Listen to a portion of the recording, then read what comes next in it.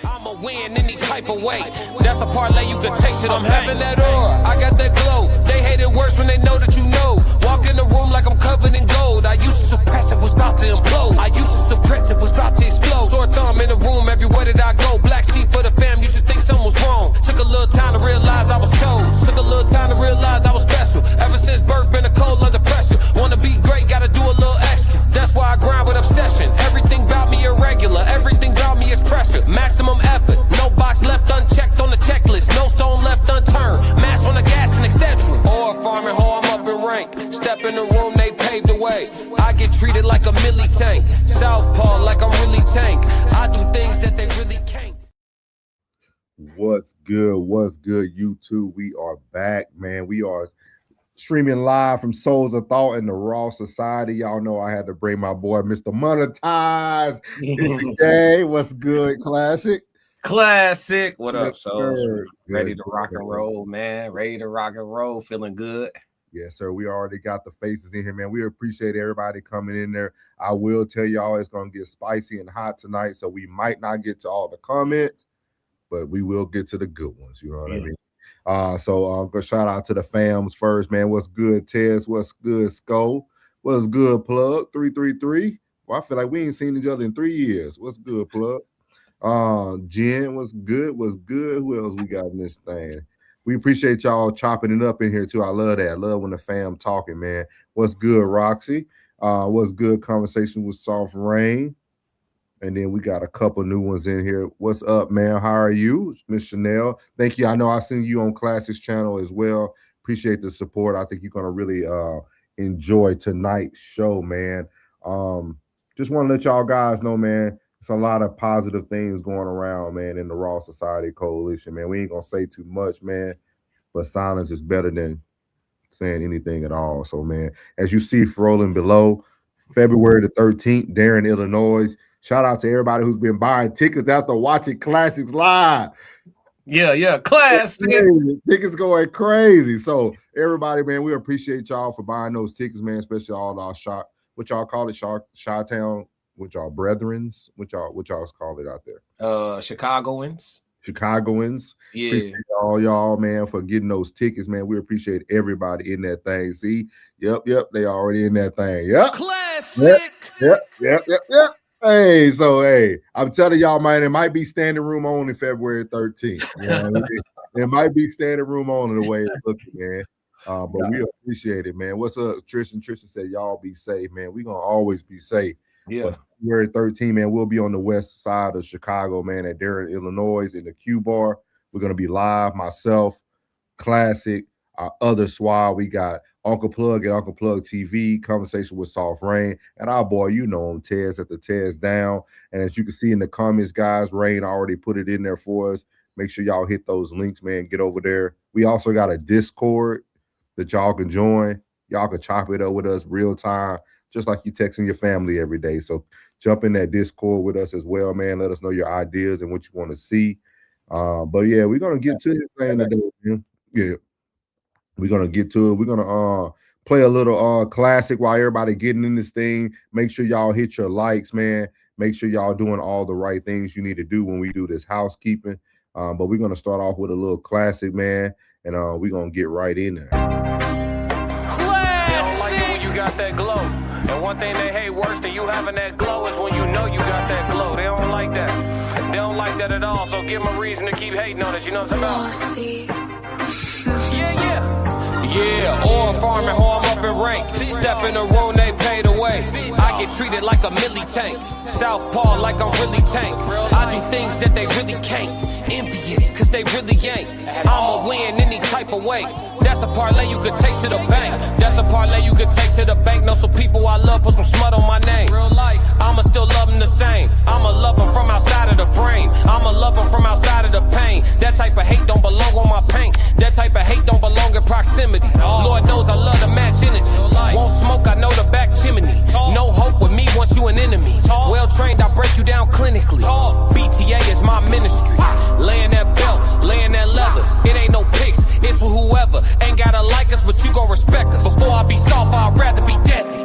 Let's get it. Since I lost Sebastian, my heart has been heavy. Hard in my heart, now it's hard to be friendly. PTSD in my arms, he was with Granny. Heard he was sick and they said it was bad. I damn near collapsed, but my legs feel like jelly. Man down, I lost my family. Therapy dog, who gon' help with my sanity now? Think I'm about vanity now. Been in the gym, I'm trying to balance it out. Managing rage, out of line, so people jumped off the page. Bad time if you really won't play. Bad time for you to play with my name. It's Candyman if you say my name. Or I'm up in rank. Step in the room, they paid away. I get treated like a milli tank. Southpaw like I'm really tank. I do things that they really can't. Envious, cause they really ain't. I'ma win any type of way. That's a parlay you can take to them. I'm having that aura, I got that glow. They hate it worse when they know that you know. Walk in the room like I'm covered in gold. I used to suppress it, was about to implode. I used to suppress it, was about to explode. Sore thumb in the room everywhere that I go. Black sheep for the fam, used to think something was wrong. Took a little time to realize I was chose. Took a little time to realize I was special. Ever since birth, been a cold under pressure. Wanna be great, gotta do a little extra. That's why I grind with obsession. Everything about me irregular, everything about me is pressure. Maximum effort, no box left unchecked on the checklist. No stone left unturned, mash on the gas and etc. Or farming hoe, I'm up in rank. Step in the room, they paved the way. I get treated like a milli tank. Southpaw like I'm really tank. I do things that they really can't. Envious, cause they really ain't. I'ma win any type of way. That's a parlay you can take to the bank. That's our boy B-Class, better known as the Classic Codes. You can see the legend in person. A lot of people don't get to see their legends until they die, but you can see him in person. You can see B-Class February 13 in Darien, Illinois at the Q Bar. But I know what y'all all came here for, man. Y'all ain't come here to listen to me today. Y'all came here for that tea today. That's what you came here for. You came here for the tea. I told Classic he been bringing the crumpets. You know what I mean? So, you know, I let my boy, he the fighter, dog. I'm a lover. He the fighter, man. He be in the ring. He do his thing. I'm coming in here to talk to you about these niggas that'll stab you in your back. I'm here to talk about these niggas that'll let you down. We're talking about these people that'll let you just fail yourself, man. Yeah, so everybody's been talking about Anton Daniels, man, and Corey Holcomb. Everybody gave their opinion about the swabble, who would have won, who would have lost. But I'm going to tell you right now, man, nobody wins when you don't have loyal people around you, dog. So that's why tonight we're going to talk about the ultimate betrayal, man. Bystanders betrayal is what y'all are seeing with Anton Daniels, dog. My boy Class is going to be his authentic reaction. We didn't talk about none of this. We came right up here to talk about it with y'all, man. We're gonna play some clips. I gotta shout out our boy. Is it Ilosophical? Yeah, Ilosophical. Ilosophical, man. We actually was talking in the chat on Instagram, man. Shout out to him, man. We actually gonna be playing some of his clips tonight as well. So, man, we're gonna give a little, we're gonna give a little bit everything tonight, man. But we're gonna start off with this first video, man. I don't know if any of y'all was watching last night for Room 9, but we're gonna start off with this. I'm gonna show you why this nigga is failing in life, dog. So here we go. And we're going to get to the chats as soon as we can. We're going to try to get to them all. If not, we still love y'all. Y'all keep them going. And Super Chats is open. You can pay to play. So let's get it. Just they can take advantage of the fact that they are a woman too. So I don't think it's that, oh, man, I don't want to be shit like this, or I don't want to have to compete like a man. I think that they want that. And they know that they can leverage the other thing. It's not that they don't. It's not that they want to be treated like a woman. Like why would you pay for a meal if you don't have to? And it ain't that they want to be treated like a lady. It's just that they just don't want to pay no money. I want my refund back. Some women, not all women. You know what I'm saying? What Slimmy's saying, though, it's like the feminine part of masculinity. I ain't arguing at all. I mean, I say that all the time. But I, as far as this conversation goes, I just think women they're able to play both sides because honestly, most men are suckers, and they're gonna allow it. They're gonna allow it. You don't have to. All right, so we're going for the same job, and this woman, she don't have to work as hard. She don't have to meet all the qualifications just because she's a woman. Just because you, for instance, you gotta let so many women in the workplace, so she just gets the job. Shit like that. Like, you don't have to meet all the qualifications. That's not working and earning your spot. Some women don't have to earn their keep. Well, why should they? Why should they? Why shouldn't they? But there's like you want to compete with men. No, they want to beat men, and so you'll take every advantage. So listen up right here, guys. Anton is about to expose why he's the way he is. Listen up, very, very clear. I think that's what I'm saying. I think that's the difference. People keep saying, and even myself, I've made a mistake in saying women want to compete with men. I don't think that they want to compete with men. I think that they just want to win. And the difference is, it's like this diversity, equity, and inclusion shit or whatever, right? They don't really care about that shit. The only reason they don't care about as far as, like, I don't believe that women are really advocating for women's rights. I think that women advocate for a leg up to compete better. I think that they feel as though they are able to compete. They'll just take every handicap to go along with it. Like if you felt like you was the best person, if you felt like you was the best person on a golf course, but you could still get a handicap in order to get a leg up on somebody, would you? No. Even if it was $1 million prize at the end of it? Listen. No, I don't want no handicaps. I don't want no handouts. Bullshit. I want to earn it. Bullshit. I want to earn it. Bullshit. No, there's no bullshit. Nobody is going to say I want to earn it when $1 million on the line. Cap. I will. You're going to take whatever advantage you can get in order to get the $1 million. Okay. And I'm going to stop it right there. Great spot. Anton just told us that he'll take every advantage. Let me say that one more time. Anton Daniel just spoke to the world and said he would take every advantage to get $1 million. Some of y'all might be stuck on the $1 million, but he's just told y'all this nigga will go to any means necessary to win, to get a bag, to be that guy. And that is why he is in the position he is in today. And I call this bystanders betrayal is because y'all going to see a lot of videos today of a lot of niggas trying to tell Anton the right thing to do. But he don't ever want to do the right thing. Your film study is impeccable. Yeah. Appreciate you, Shark. Yeah, we reaching, and we glad you caught the bait. As we got him. Classic. You know, things go over the little dumb niggas' head these days, man. So we're gonna go ahead and keep moving. But y'all don't understand that y'all gonna see a lot of clips today of Anton not heeding to the advice of those around him. And when he tried to get the advice, y'all gonna see a lot of times where he overtalks people. And this is betrayal, dog. This is bystander betrayal. Nobody was willing to talk to him. Nobody was willing to tell him don't go this far. Like my boy Classy was saying, the worst thing, what you say your dad said about the worst person that yeah, my pops always told me never beef with a person that give a F less than you do because they willing to go farther than you'll go. Never beef with a person that give less of a than you do. Yeah, trying to keep it clean. You feel me? Oh, you're good. You're good. I've been working on it. You're good. But that's what you guys are seeing here with Anton Daniels. Like a lot of y'all in the chat won't understand it. What's up, homie? He said, "What's good? New Orleans in here? Yes, sir. Yes, sir.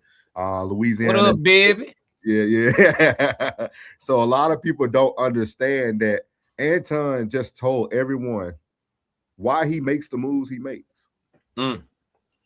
He's willing to go to any extent to get what he feels he deserves.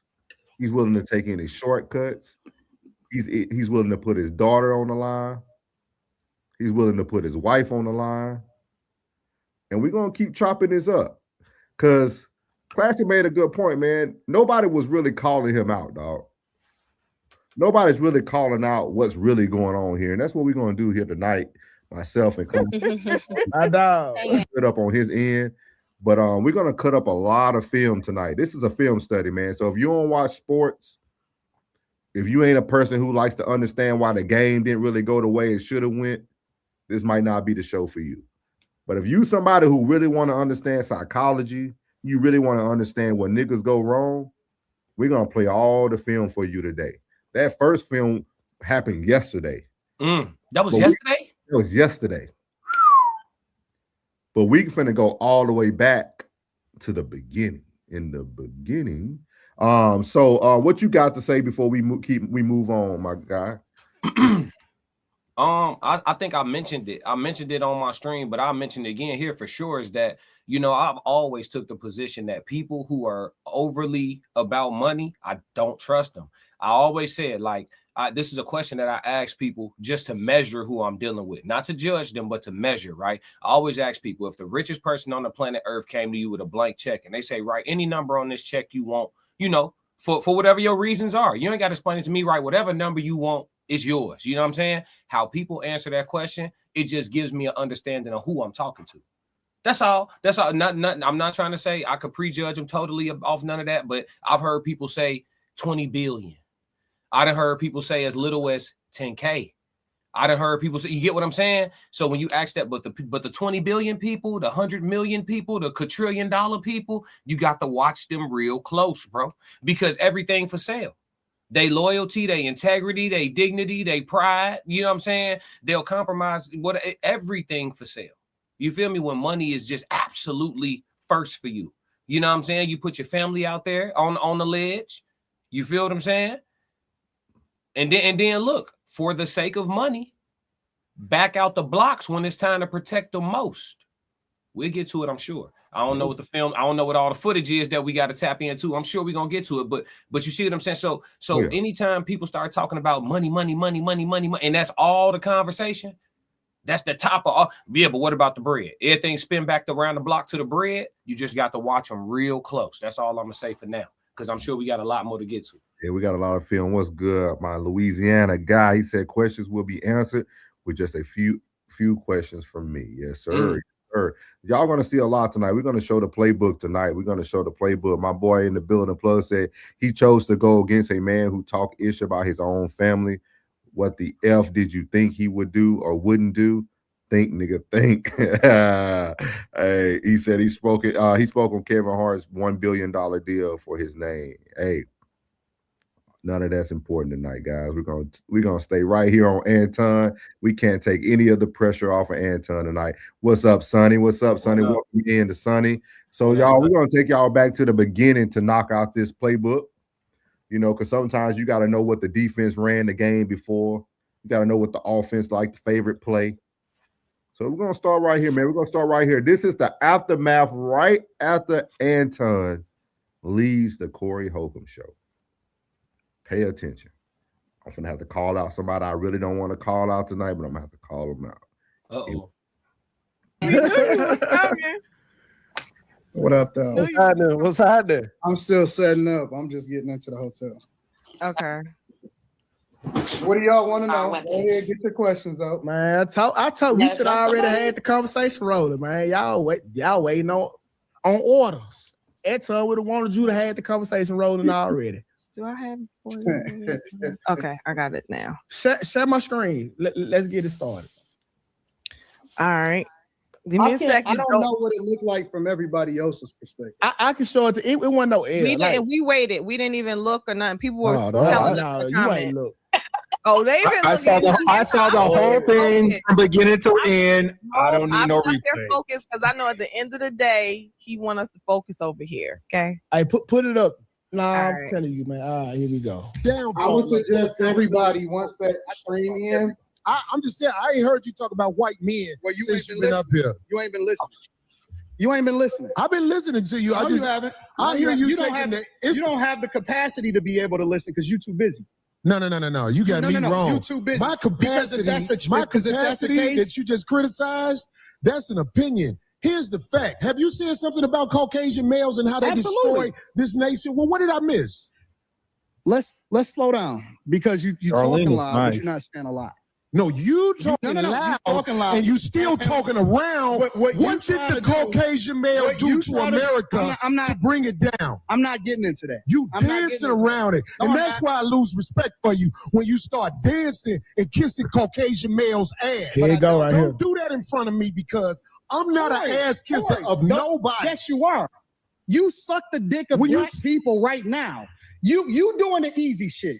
What you do, let me tell you what you do. Nah, See, homie, let me tell you something, homie. I don't tell you. I don't suck dick. I don't suck. Tell you. I don't do that. Tell you. I don't do that. Listen. So don't come at me with no dick sucking shit. I'm gonna give you the same energy you give me. Let's switch seats. Let's switch seats. I'm with it, homie. I don't do no dick sucking shit. I'm a motherfucking man. I don't do no dick sucking shit. I don't give a fuck about nothing. Well, I tell you what. Watch that dick sucking shit, because that'll go bad. Call it what you want. I don't do no dick sucking, you homie. say a lot of shit that I don't fuck with either. You okay, but that gay shit. Oh, you I don't give a fuck about what you talking Hey, homie, I tell you what. I'm right here. Don't put no dick sucking shit. Don't put no dick sucking shit on me, nigga. I'm from Detroit. Say I suck a dick again. I'm right here, right now.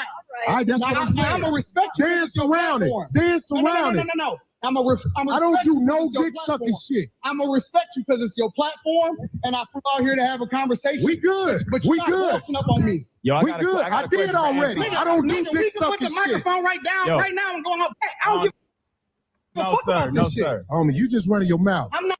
Okay, here we go. All right, now Anton. Let me move this out the screen right here. How do I? Okay. All right. So I'm gonna ask you what was this right here, but before I get into you, Anton, I'm gonna go ahead and tell you the perception of it. All right. You can say whatever you want to say. Okay. So the perception of it from a man point of view, this is two men having passionate conversations. This is one man thinking that he's harder than the other, and the other man proving that he's not. And then they being right here. I'm gonna be honest with you. Okay. That nigga was like this. Yeah. He was holding the microphone like this, nigga. That's okay. That's the honest to God on everything. Look at Slimmy face, bro. Stripper, bro. Look at Q face. Look at Slimmy face, bro. So for everybody who's been, now I follow Anton, guys. I watch Anton very closely for years now. 2K never backed down from an argument or a debate from Anton. 2K was just about to tell that Negro how he really looked. Everybody missed that. He never let 2K speak again the rest of that night. Nope. He knew 2K was going to have the same outlook that probably 95% of people who grew up the way 2K did. Y'all are going to see throughout this conversation tonight and all his conversation, he never allows the people around him to tell him the truth. He will out-talk you. He will over-talk you. He would tell you, no, that's not what you seen. He's going to give you all the adjectives about the other person. He's going to tell you the hands were shaking, and he's going to do all these things to make things, because he just told us on the first video, y'all, I'll take whatever advantage I can take to win. Just like Classic just said, look at Slimmy.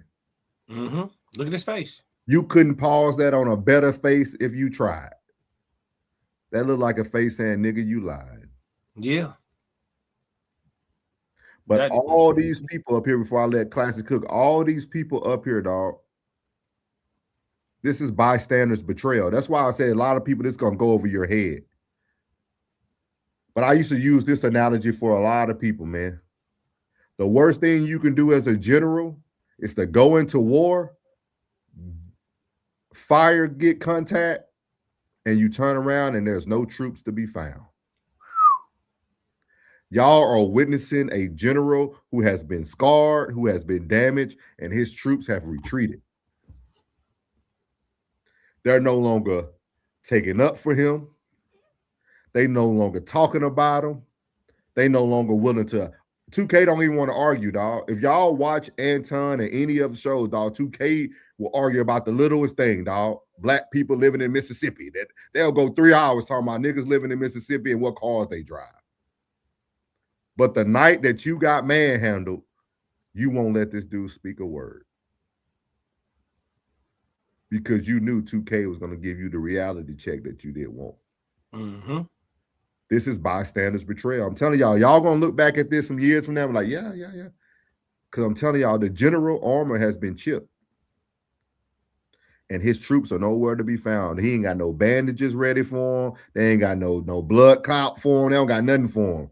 He is bleeding out slowly, dog. And y'all are witnessing nothing but bystander betrayal. The only people that are probably going to really stay faithful to him is all the females. You talking about as far as the panel, not his following. Yeah, just his followers are going to be there. They're going to be there. Yeah. The Danielites, what you call them, the Danielites? The Anton Danielites? Yeah, they're going to be there.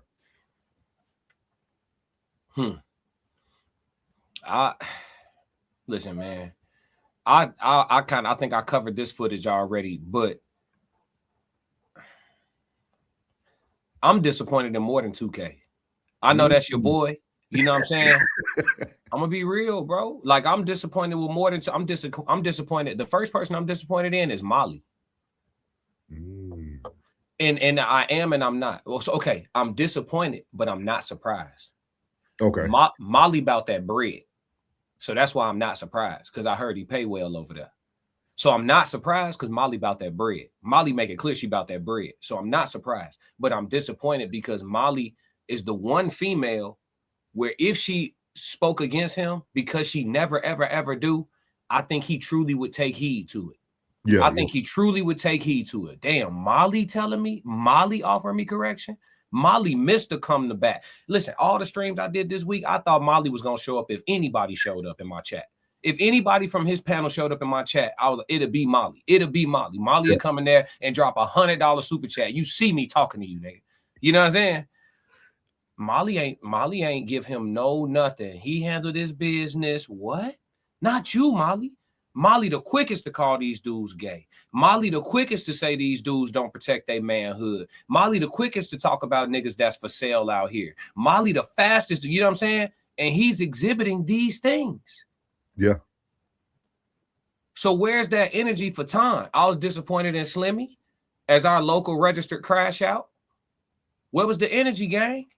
Because Slimmy not going for none of that. Slimmy from the Midwest. They throw way more hands in Ohio than they do in Chicago. That's a boxing town. It's a lot of champions out of Ohio. They throwing them boys in Ohio. I know Slimmy wouldn't have let that ride. Corey Holcomb would have never been able to sit in Slimmy lap like that. That's true. So if you a man who wouldn't have let that go like that, you got something to say to a man who did. You feel me? I do. They all just, and you could see it on their face. They were subdued. Anton came in there. 2K said it. It was very telling. Shout out to Uncle Plug TV for catching it. I caught it too. 2K said, y'all waiting on permission. Yeah. When 2K began to talk, Anton said, go ahead, say whatever you want. He don't need your permission, nigga. Why are you telling him to say what he want? Even though it's just a little slick, just a little passing by comment, it's telling. Why you say that? Oh, go ahead. You can say whatever you want. Nigga, I don't need you to tell me that. I was going to say what I wanted anyway. Bruh, when I open my mouth, I'm going to say what I want for the rest of my life. I don't need no man to tell me I can say that's crazy. You know what I'm saying? So that just lets you know mentally, bro. And I covered, this is an ego check. Yep. It's an ego check, but he's not taking the checking. At all. When you don't take the lesson, you keep going through it. But what people fail to realize, class, is these are his only friends. So if they don't check him, who will? He'll never get checked. That nigga, those are his friends, dog. That panel that he builds Tuesday, Thursday, Friday, that's his friends. He has nowhere else to go, dog. And that's what's going to make it so difficult for him. Because they're going to keep taking the bag. They ain't going to leave. Why would you leave your estate? You said $5K an episode, bro. That's $15,000 a week. I think I'm gonna just sit there and let his ass talk too. Oh God, go on, crash out. I'm gonna stack up real quick for this ship finish sinking. See, Chris said the same thing. He said outside of panel, man, I don't think he got friends. I agree. mean, how could he? He worked too much. Yeah. How could he? Where's the time? My man worked unlimited. Yeah. It's some psychology behind that too. So we're gonna keep the playbook going, y'all. We're gonna keep the playbook going. This one right here gonna catch it. Shout out to I don't want to say it wrong. It's philosophical, right? Philosophical, like philosophical. Yep. So we're gonna switch over to his platform real quick. And see, I want y'all to see this from all angles. We ain't just focusing on his panel, his people, but he does have another side of the token that he has, the untouchables over there with Fatty and Ali. And so you're gonna hear Fatty speak about Anton. And Fatty's gonna be realistic, but watch how much it took for him to be realistic about Anton. He had to be called out to be realistic about his friend, dog. And I'm gonna tell you this: any friend of mine, man, call me out. It shouldn't take 300 panels, 5,000 reactions. It shouldn't take all that. Somebody should have told Anton, hey, slow your brakes, dog. Slow your brakes, dog. Hit that like button, y'all. You knew that man was gonna talk about your daughter. But like y'all knew that. Y'all knew what he was gonna do. See, Devaney said fact. I'm telling you, somebody should have told him, pump the brakes, dog. Like I respected the aftermath part. Like coming to the hotel, you still got, you got your ego stroked a little bit. You got Mika still at the hotel with you. She's still with you, whatever. I respect that part. But that next day when you walk up and we catch phase in Detroit. I beat up my cousins, man. You see my knuckles? Y'all started letting him go too far. Y'all let him go too far.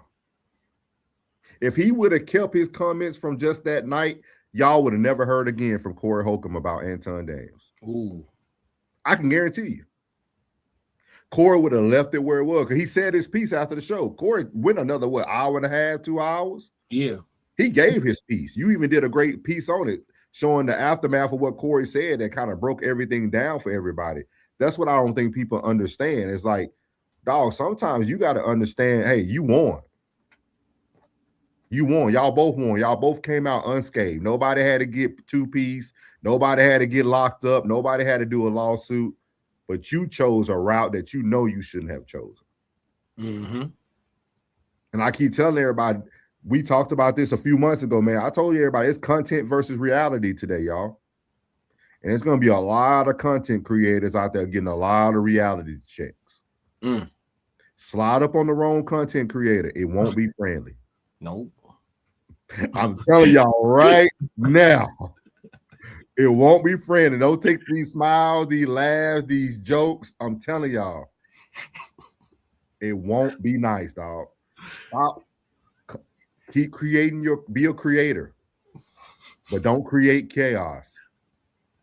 Because niggas that don't care, we don't care. We don't care. Corey's not a no.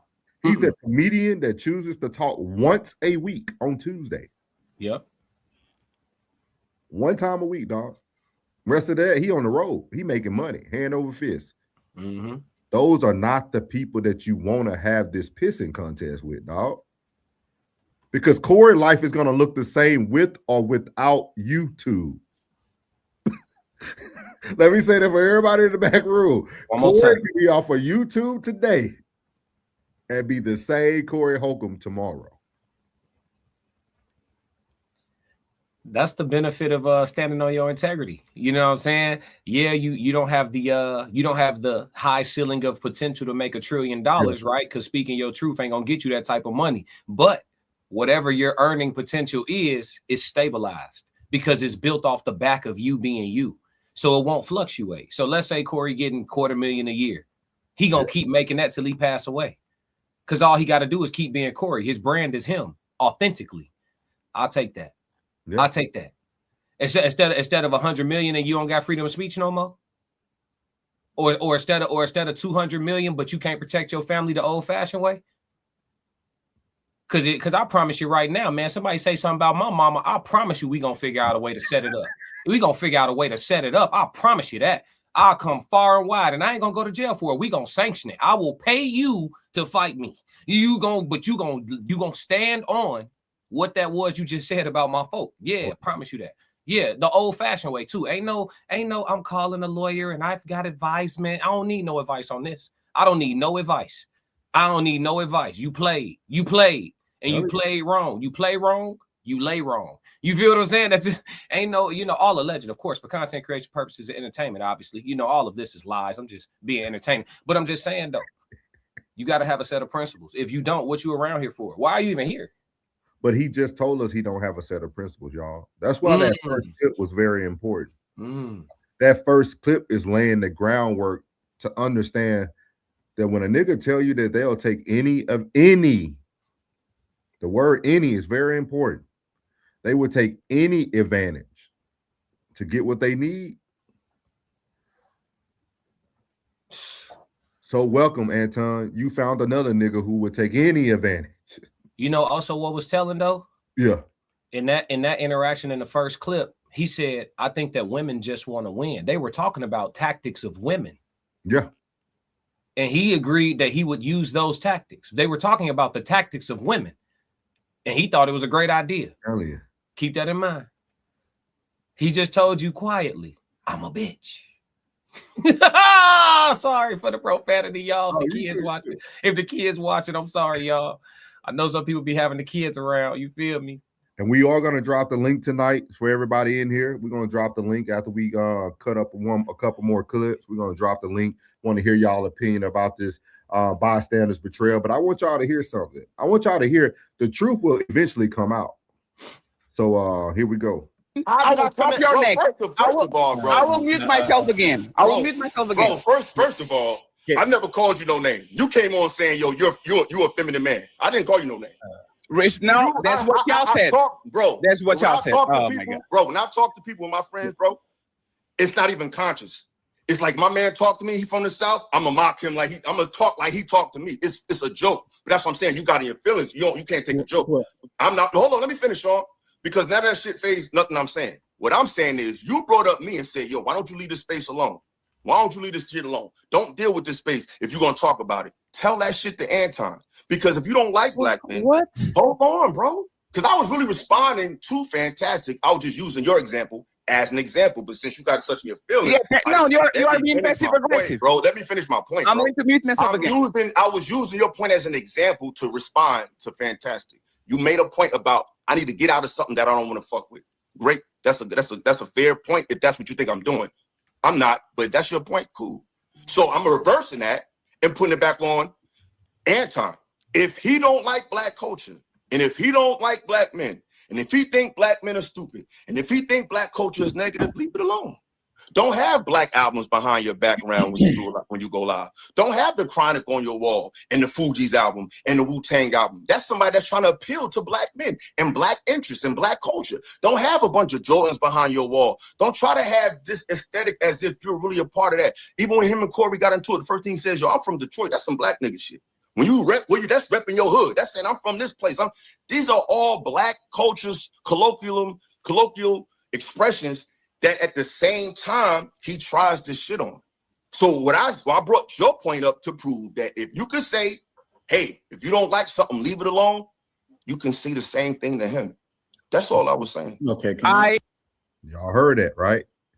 This is one of the first people besides Classic who called out the people in his circle. Now listen up. I agree with you. Anton is a hypocrite. He complains about black culture, and then he has crackhead Lamar Odom and Fleece Johnson on his show. I agree. You are not going to hear nothing from me. Fatty, bro? Because I already said it. Is mocking a person accent that is friendly to you, is that disrespectful, Illa? Bro, it wasn't even conscious, bro. I asked a question. You never did that to me. I talked with you so many times. You never did that to me. Why did you do it today? Bro, it's a reflex, bro. I'm a joking ass. You never did that to me, Illa. Sean, when we talk, do I do that to you? Illa, you were a part of my team for a year. So I'm gonna stop it there. Did you hear what Fatty said? I heard what he said. He said it in plain English. I'm shocked that he said it so plainly. I'm still trying to take it in. He might have just played with his money. Ain't he tied in with his money? Let's see what he said. That statement might have cost him a couple dollars, didn't it? Here we go. Album. That's somebody that's trying to appeal to black men and black interests and black culture. Don't have a bunch of Jordans behind your wall. Don't try to have this aesthetic as if you're really a part of that. Even when him and Corey got into it, the first thing he says, yo, I'm from Detroit. That's some black nigga shit. When you rep, that's repping your hood. That's saying I'm from this place. These are all black cultures, colloquial expressions that at the same time he tries this shit on. So I brought your point up to prove that if you could say, hey, if you don't like something, leave it alone, you can say the same thing to him. That's all I was saying. Okay. I agree. I agree with you. Anton is a hypocrite. He complains about black culture, and then he has crackhead Lamar Odom and Fleece Johnson on his show. I agree. You are not going to hear nothing from me because I already said it. Is mocking a person accent that is friendly to you. Stole that from my boy Classic. Sometimes you gotta get it slow for him. You gotta study the film, dog. You gotta study the film. What coach say? Go back, slow it down. Stop right there. What the hell are we doing? What are we doing? Sometimes you got to go to the tape, dog. You got to go to the tape, man. Oh my God, yo. See, y'all? This is bystanders betrayal. See, all betrayal don't look like silence. Some people say the things out loud that they've been wanting to say their whole time. They just had to get pushed against the wall. Fatty is like Peter, man. He gonna deny Christ 3 times before the rooster crows. Hey, all he gotta do is keep pushing him, keep pushing him, keep pushing him. And he finally just said it. You right. You're right. The nigga don't like black people. He's taking our money. He's a scammer. Oh. Hey, this stuff is deeper than what people think. It wasn't about the fight, y'all. This had to happen, dog. Judas had to be shown, dog. They had to let you know that Judas would do anything to take that advantage, man. Yeah. Anton Judas. That's what we're gonna call him today. Anton Judas, man. The thing about it is, man, he been doing that shit. Like, that's why I say the real ones know. See, this is the thing about Anton. This is why I don't believe in idolizing men. Because we all human. You know what I'm saying? Like, you could revere and respect someone, but like, it's a people that literally idolize this man. I've been seeing through the bullshit. When you idolize people, you put a veil over your face. It's smoke. You buy the smoke and mirrors when you idolize people. You bypass some of the reality that's there. And I never like to do that. I like to be, able to see.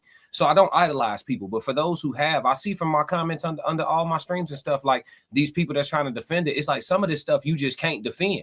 That's why Fatty had to respond the way he responded. You can't defend some of this stuff. Defend your friend. Your friend sat down with Felice Johnson. He the booty warrior. Felice Johnson says to you're supposed to be heterosexual friend, would you turn me down? And your friend's response is, what do you mean? And he's smiling. How do you defend your friend? You can't. You can't. He did what? Yes, you can't. What you gonna say? You see what I'm saying? Anton is now being called to the carpet in a way where the people who are supposed to be standing up and defending them, they don't have much to work with. What you gonna say? What you gonna say? It's on tape. And they pulling the tape from everywhere. That Felice Johnson shit, 2 years old or a year old. They pulling tape from everywhere. We kept the files. Yeah. We got it. What they say, the receipts. They talking, G. And listen, people still gonna rock with him because of he been hiding behind his acts of service. That's just what this is. I'm an asshole. I'm full of shit. I'm self-centered. I'm narcissistic. I'm this, that, and the third. But I'm going to show myself on camera giving out $5,000 to the homeless in Detroit. But I'm going to make some charitable contributions to the community out here. But I'm going to take a picture shaking the mayor of Detroit's hand. But I'm going to, you know what I'm saying? I'm going to shake a hand and kiss a baby. And I'm going to make sure that I can tell you about it, right? You know, do I or don't I love my wife? It's hard to tell a lot of times. Right? How much he really respects his wife. It's really hard to tell because of some of the talking he be doing. It's really hard to freaking tell. But politically, it makes sense for me to keep a wife. It sounds really good to say I've had the same wife. And it sounds even better to say it's been 20-something years, right? So you stay right there. You stay right there for political reasons, but I'm gonna do what the fuck I want. You know what I'm saying? Like, we've been watching it, bro. And that's why I've been saying about Anton. I react to his stuff because he makes good content. Two things can be true. He's a good content creator. He has great information on money, stocks, real estate. He's a wealth of knowledge, and he's a great resource.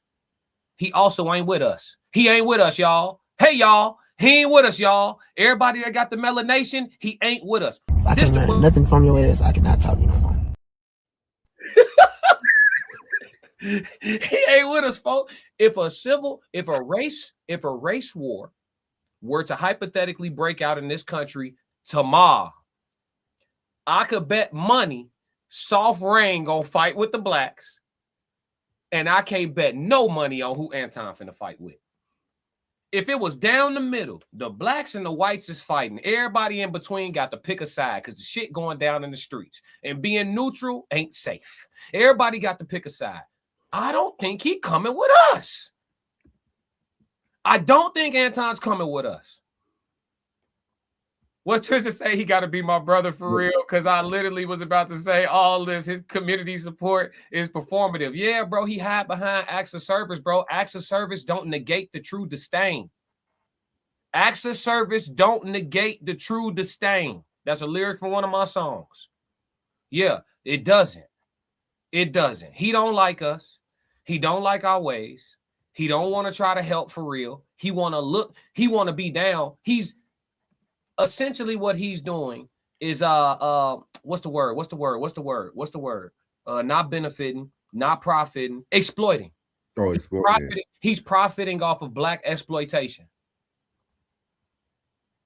How hard is it for you to answer the question, what have white men done to contribute to the downfall of the country?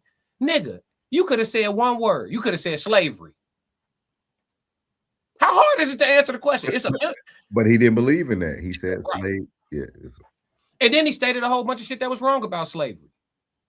But I get it. See what I'm saying? And but see, people, like Corey said, you let niggas put on glasses, they can say whatever they want. Anton admittedly, see, for people who follow Anton, it's bad for him because we know we've been listening to you, folks. We listened when you was talking. You hate cruises. You don't do cruises because the Wi-Fi not right. You can't produce your content. We heard your reasons. You don't like cruises, Anton. So that means you've never been on a cruise ship. You don't understand cruise ship capacity. You don't understand cruise ship technology. And you don't understand that 1,000 fucking years ago, niggas was not making a voyage from the U.S. coastline to Africa on the regular, bringing back thousands of slaves without no technology on motherfucking sailboats on the Atlantic Ocean. You realize that. Niggas was here. Did they bring some black folks from over there? Sure. Was it hundreds of thousands? No. Niggas was here. Yeah. These wars they tell y'all about historically, we got to clear some of this up real quick, Souls, because he stated a lot of stuff that was false on his stream when he was arguing with Corey.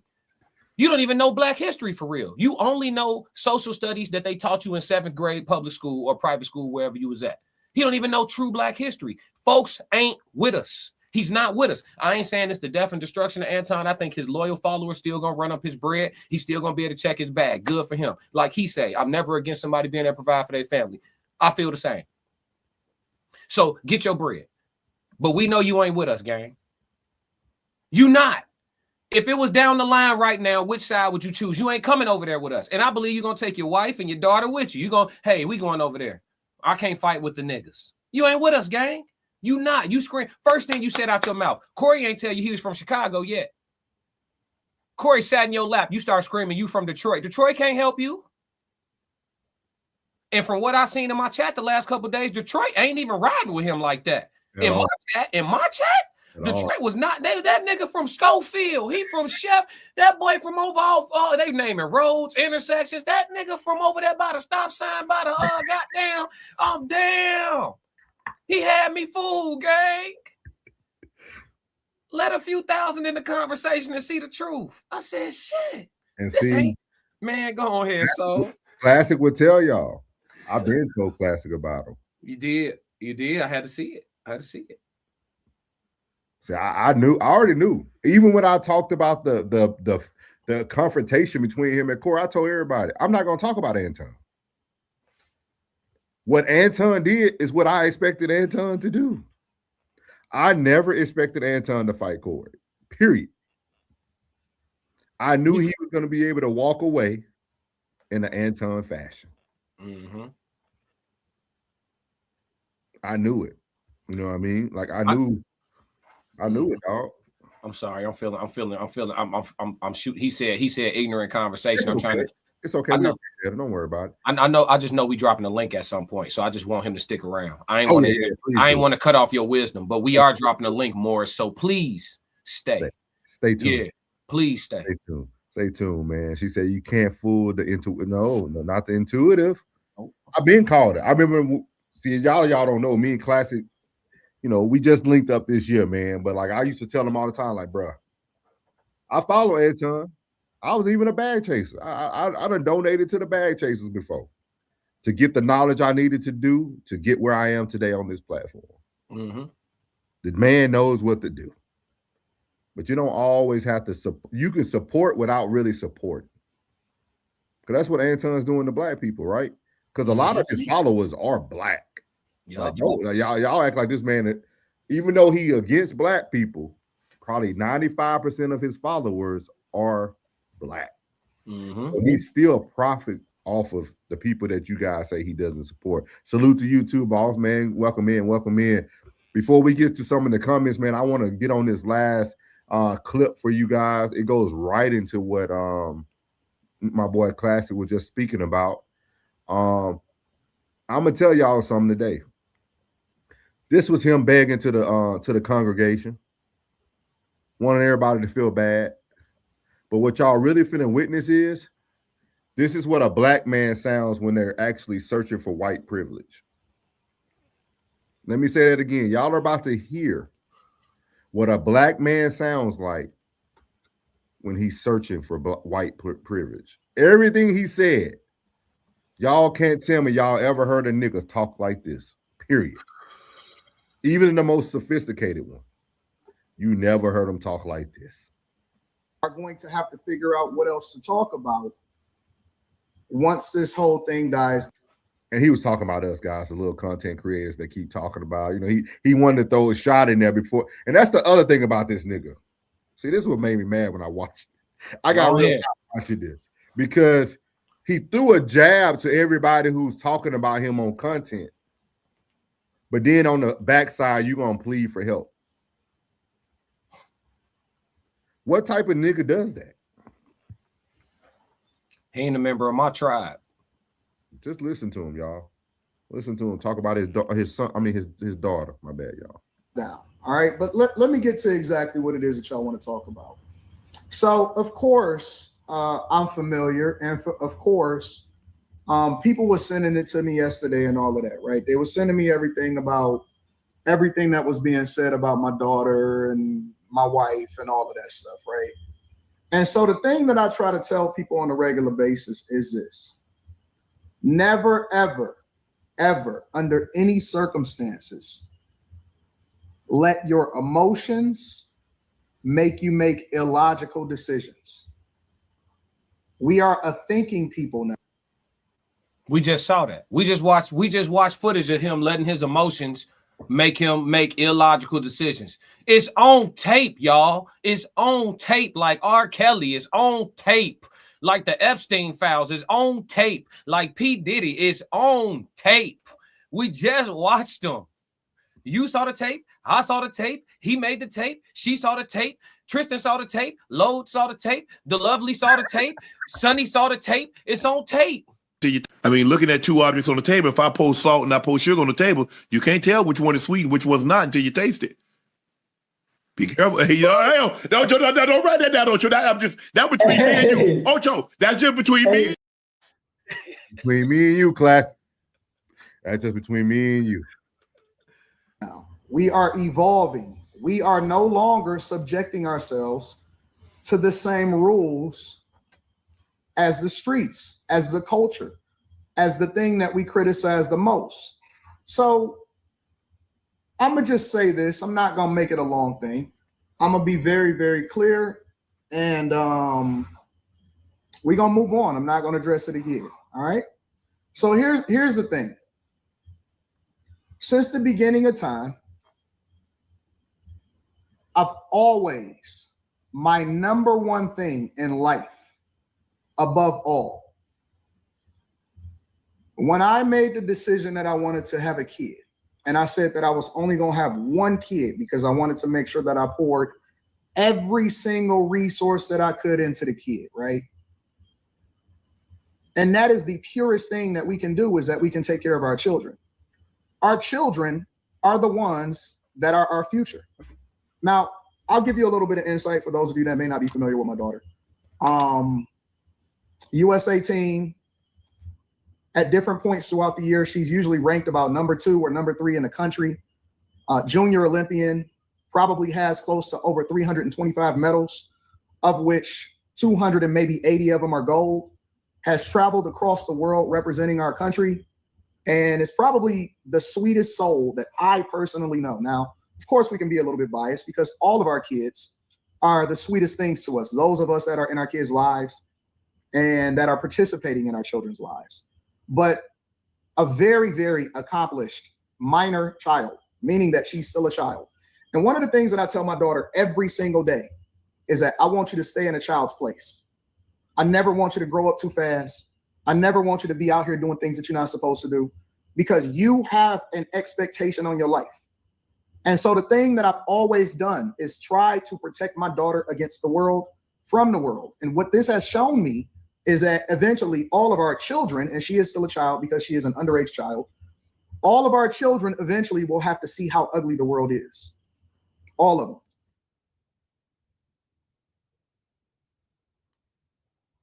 Now, do y'all hear this guy?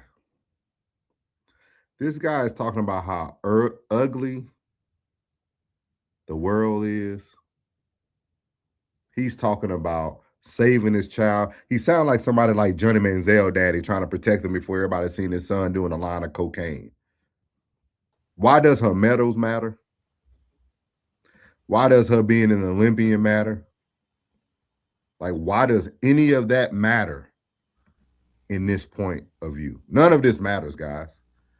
You didn't think about her medals when you was telling another man that he's sucking. You didn't care about her medals when you said you will do whatever it takes. You'll take any advantages. You didn't care when you thought you was shooting a fair one with your cousin and you wanted to show us the scars on your knuckles. You didn't care about her medals when you was talking about Corey handshaking. But now, everything's about protecting that precious jewel of yours called your daughter. You're so devastated that you still taking the time to make content. Think about that, y'all. He wants to protect his child. The same child he was hiding from a lot of people on social media for years. But when she becomes damaged goods, I now put her on the front facing of YouTube. What benefit is that? How, as a father, are you protecting the one thing that you said is so precious to you just to put her out there? Every statement you made, it don't even matter no more. Because once you put content out there, guys, it is fair game. This is what Anton says before he does a review on everybody TikTok, everybody Twitter, X, everybody YouTube, everybody Facebook. He always say, hey, I get credit to the content creator because the content, well, you know what? They finna get credit to Leslie Daniels because you just made her content, sir. Ooh. You just made your daughter content. Think about that now. Nobody else. You could have let whatever Corey said just fly over the radar, guys. You are now making your daughter content. You can't expect the world to now follow suit to how you feel about how the world's supposed to look at everything. You the same nigga that laugh at black people getting shot on the Millionaire Morning Show. You the same man that talked about the black people, post office workers getting robbed. You the same guy. But today you want everybody to cry you a river. This is dangerous, guys. For somebody who says they want to protect something, but then would expose the same thing that they say they're trying to protect, that's dangerous, dog. That's dangerous. She said, Sonny said, mind you, Corey never said her name. He did it. It was, you know what I'm saying? He created content, guys. He was so devastated that the only thing he thought about was waking up at 6 a.m. to give you the Millionaire Morning Show. I got a child. I know some other people in our Raw side that have a child. I don't think if you was that devastated about your child, I think the content side of things can hold off, guys. Ego is the enemy, dog. You just profit off of making your daughter content. If no man don't see the wrong in that,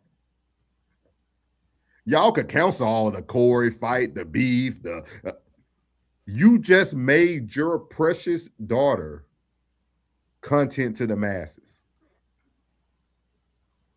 That's crazy work, man.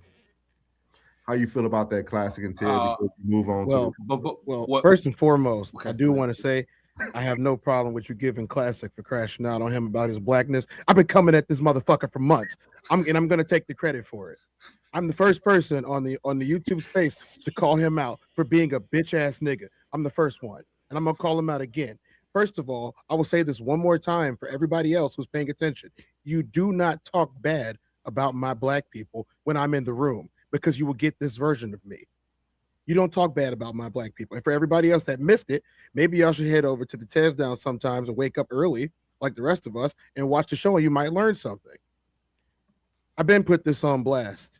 I've been hated this dude. And I don't hate him because of his money. I don't hate him because of his style, even though he biting from all three of us.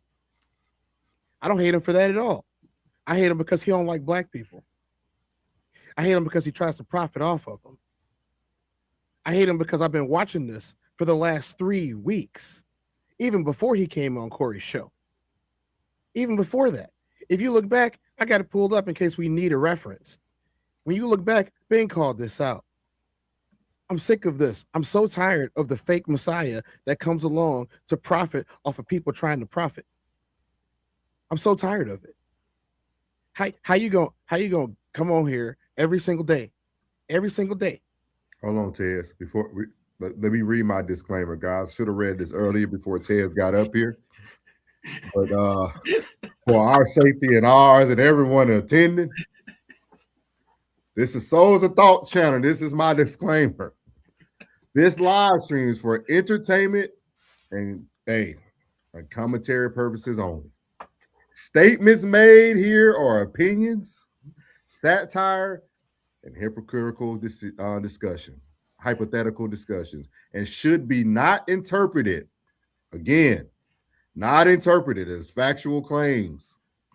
We are not journalists, attorneys, or professionals. We are reacting to publicly available information. No statement should be misconstrued as accusations or assertions of wrongdoing. By viewing this content, you acknowledge that you are responsible for your own, let me say that one more time, your own Tez Down, Classic, anyone else who comes up tonight, your own interpretations. Yeah. Well, he spotted off a whole bunch of fake facts about black people and black history, and those are facts. Facts ain't defamation. I'm gonna say whatever the fuck I want to say.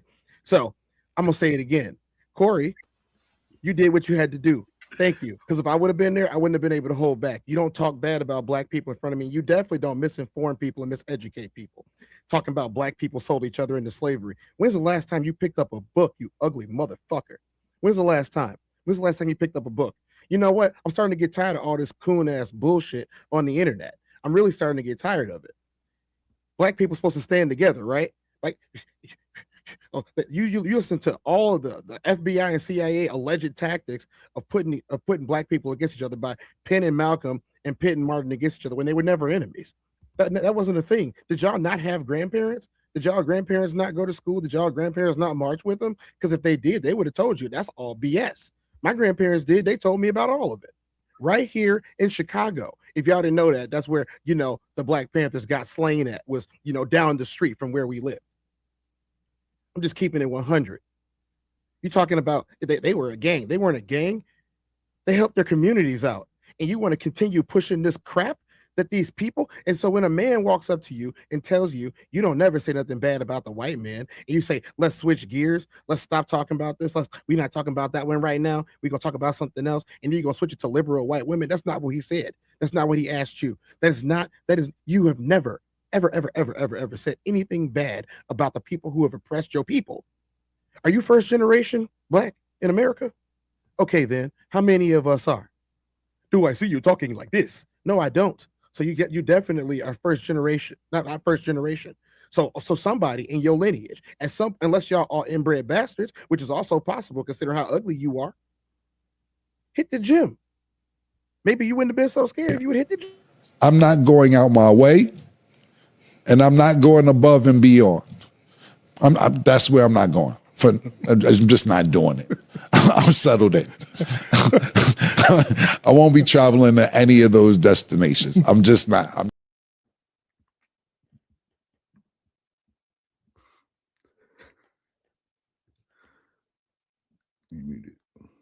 Yeah, I didn't talk about ignorant behaviors. And I said it once and I'll say it again. Ignorant behaviors, you're talking about a marginalized people that have been forced to literally scratch and survive to get everything that they get. And every time they get ahead, somebody comes, I don't know, bombs a city or 2 or 3 or 4 or 5. Oh, hell, all of them. Or every time you get a leader, he just somehow winds up with a magic bullet inside of his head. Or in jail. Maybe everybody that likes to watch content, maybe everybody that wants to be rich and be millionaires, even though that's gluttony in the first place. Maybe every time that y'all decide to, oh, you know what? We're going to go to church and clap our hands and praise Jesus. Maybe every time y'all do that, maybe y'all should I don't know, crack open the book that you're even talking about. Maybe every time that you do that, Black people got problems with everything about white culture and about slavery, except for Christianity. And it's cool. I'm not saying that you can't be a believer in the Most High. I'm saying do a little bit of research on the doctrine. Do a little bit of research on the stuff that these people are pushing at you. And it's funny because every time one of these guys pops up, what's the first thing they say? I'm not Black, I'm a Christian. I'm not Black, I'm OJ. I'm different. Let me tell you something, people. Let me tell you something. Anytime somebody walks up to you and tells you, hey, you know what? You're not like them other people. You different than the rest of them. That is a ploy. That is a ploy. That's the dude. That's the dude that's sitting over there on the porch, mad because you want to get on the horse and go away and explore the world. What you want to get on the horse and go? You think you better than the rest of us? No, you just like the rest of us. No. This is what this is. Last night, I sat in that man's show. I sat in this show for the first time ever. I sat in a live show and watched the show. And you know what I watched? For the first 30 minutes that I was watching this show, they talked about how tight this other brother's shorts was. For the second 30 minutes that I watched this show, they talked about how tight this brother's short was. I left for 35 minutes, came home, got me some nice food. I ain't gonna tell you exactly what it was because you're gonna try to steal my recipes. Got me some nice food, sat down, poured myself a decent beverage, texted my boy Classic and said, Classic, is they still talking about this man's clothes? Classic like, man, shit. I said, okay. So I go in the chat. Gotta subscribe to be a chatter because he's afraid of the smoke. That didn't used to be like that, I'm sure. So I subscribed. And so I started typing. And the first thing that comes out of my wonderful, brilliant, nimble fingers, as super dexterous as they are, was I was gone for 30 minutes. Y'all been talking about this dude's clothes for 90 minutes. Aren't you you talking about how tight your shorts are, but you the same one that had Fleece Johnson asking you, would you reject me? If y'all don't know who Fleece Johnson is, he's the same one that said, you know what? Some things is more important than food and water. Some things, that thing is a man's butt. And let me tell you, when you walk past, I make my decision right then and there. And I grabbed you and I say, look, I likes you or I wants you. We can do this the easy way or the hard way. Better days are coming. Better days are coming. Even if you cried and cried. That choice is yours. So when he looked at him and he said, Anton, would you reject me? And Anton didn't say nothing.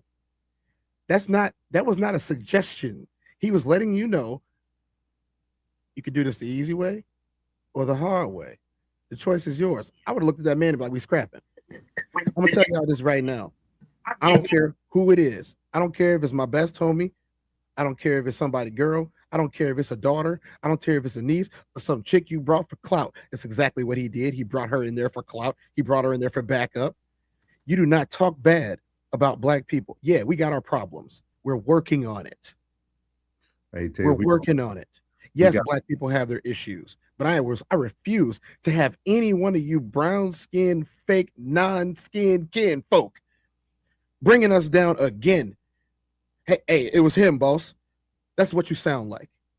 It was that one over there. If I can't learn nothing from your ass, I cannot talk to you no more. Tired of this. Use your education for evil. Let's get our lovely lady Miss Sunny came in, man. Let's let her chop it up a little bit. What's up, Plug? Uncle Plug TV in the building, man. We got what up, Sonny? Fourth of the Raw Society Coalition, man, in here. We're gonna go through some of the star comments tonight too. But Miss Sunny, we want to give you the floor. Let you what were some of your thoughts about tonight's content you were able to put out? What's up, panel? Respect. Thank you so much for allowing us to come up, or allowing me to come up. I had to take a nap before I came in here the other day. I'm not used to this. Yeah. So I didn't catch it at the very beginning, but for the most part, I've been watching a lot of the content throughout this whole time. And along with you, Souls of Thought, I was watching Anton years ago. I was also a part of the Bag Chasers for a little while. So I have kind of seen this de-evolution of what he's become. He wasn't like this when he came out. One of the big things that I actually had a lot of respect for was that Anton made his money. He stayed in his city. He was married, he had a black family, married to a black woman, had a black child, all of this stuff. He was kind of the proverbial ideal of whatever you would want to see in the black family, right? Because we've seen the other versions of that. So to see him now kind of get to this point, it's kind of sad, but I also said that when I lost respect for him, I just was like, I can't consume his content anymore, because he is now just jumping on the bandwagon of what, how can I get the biggest bag, right? And it was, speaking of, I was on another panel and I was explaining to them, when it was like, oh, his child is off limits and all this other kind of stuff, y'all have to bear with me. I'm a little scatterbrained and I'll get a little nervous when I come up on these panels, but you're fine. I was explaining to another panel,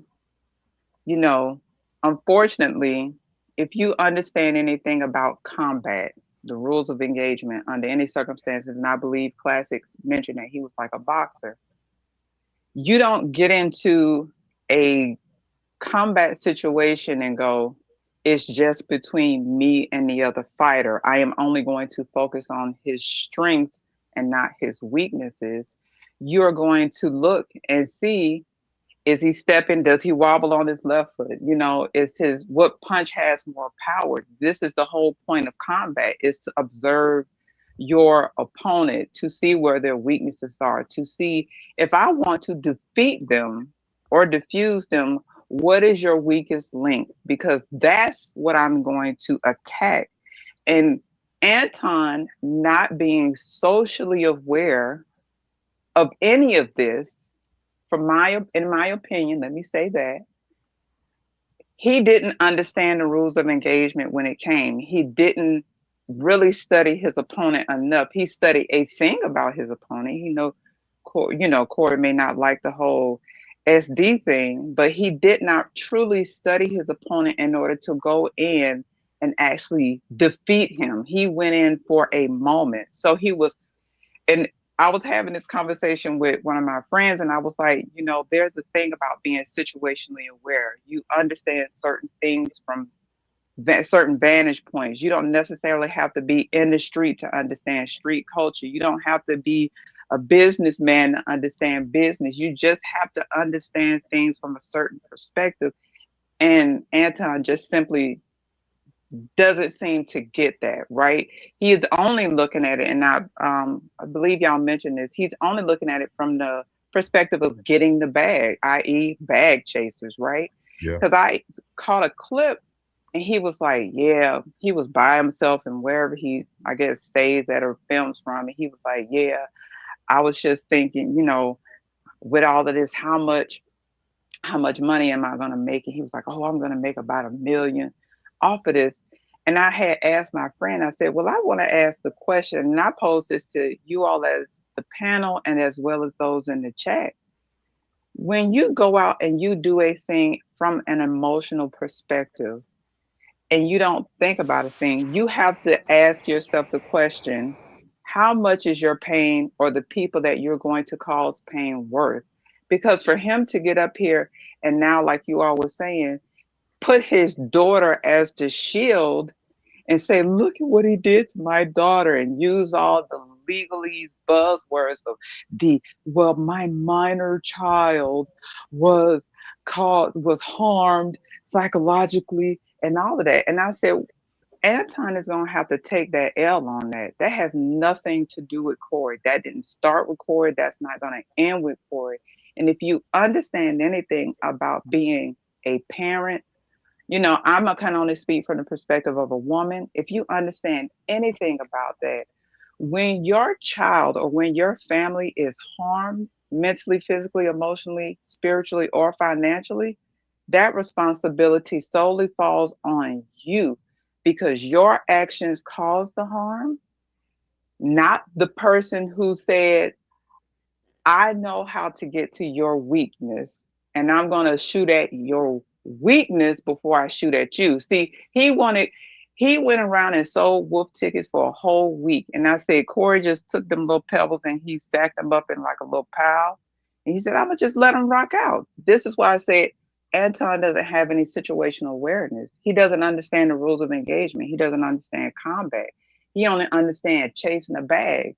And this is where his, you know, he sat there and called Corey a Neanderthal and all this other kind of stuff. And I was like, but you played yourself by a person you said who lacks less intelligence than you.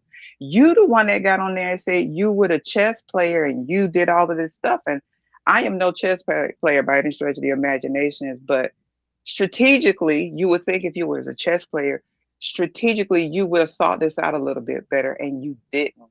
And now your family is the one that's catching strays, but you now want to say it's everybody else's fault. It's Corey's fault. It's people out here laughing at the joke fault. It's, you know, those who don't ride for me fault. It's just like you, and to go back to kind of make this whole thing full circle and then I'll land. What did Corey say in the initial meeting with him and Anton? He says, Anton, you're holding everybody else accountable but yourself, and said Wahite man, if you will. And with that, I land. I appreciate that. I appreciate your take, Sonny. Always. You can stay up as long as you like as well. But we got to shout out Classic, man, passing around that collection plate. Appreciate your brother. He said, God bless the Raw Society, RSC. As y'all know, again, just doing some housekeeping while we got these eyes on the prize. February 13th, we are going to be in Chi-Town, west side of Chi-Town, there in Illinois. We're going to be at the Q Bar. You're going to be able to see all of the Raw Society, your favorite Uncle Plug TV, your boy Tez Down, or the sophisticated crash out, as we call them these days. The classic codes, and our first lady conversation with Soft Rain. Y'all probably seen her in the chat, getting everything off. But I definitely agree with you, Miss Sunny. I think some people don't understand that money can't build a wall.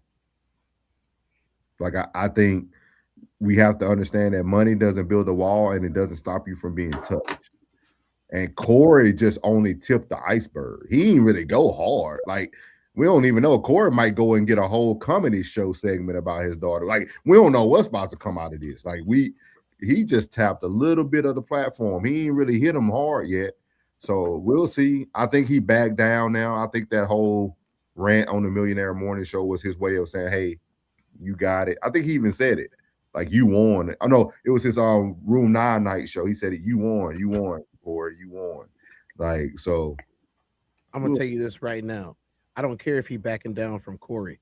Every time he goes live and I'm able to catch it, and you say anything about black people, I will be right there. I will be right there. Anytime anybody starts talking bad about black people, spouting off fake facts, talking about white supremacist talking points, no more white supremacist talking points in black spaces. You want to be a white supremacist? Go be a white supremacist. They will lynch you too. They will lynch you too. Okay, so I brought y'all 10 of them. Last time I checked, it looked like it was 11 of them in here. What you think? Yeah, Chuck. It's 11 of them in here. We got 11 to string up. Do not forget where you came from. Do not forget. Just because you got a couple of dollars in your pocket does not mean you just like them. They are trying to take over this country. They're trying to take over this world. And you helping them.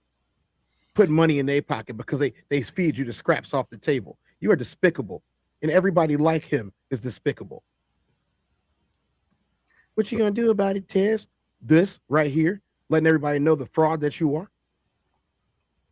I got a stupid question for everybody. You know, since we got us a nice gang here, when was he gonna take a chance or just take a moment there in his soliloquy to defend his wife? When was he gonna start defending his wife? Corey talked about making sweet, tender love to her and even taking nutritional vitamins to make sure he busts far enough off in the back of her cervix and ovaries to produce a handsome boy child. These are the things that he said, and I'm trying to be as nice about it as I can. He talked about ejaculating in his woman. And not only did he talk about it, yes, you guys play. I'm finna be done, I promise you. He talked about it. He brought it back up. Then he rapped about it. And then he didn't speak to Anton no more. He spoke directly to the wife. He spoke directly. He said, hey, baby, if that's what you want, you know, if you want what you need, Corey got it for you, baby. All I heard him talking about is his daughter. When is you going to protect your wife? You would never, ever, boy. Go ahead. He can't, Classic. You can't protect what you already messed up. He already disrespected his wife 100 times. You see what I mean? So you can't protect something that you already disrespected. Like it don't even line up. He brought a side chick with him to back him up. So he defended the one thing that he could defend, which is his daughter, who he's never mistreated or never done wrong. You can't defend something you damaged. So he said he was going to take special vitamins for his wife.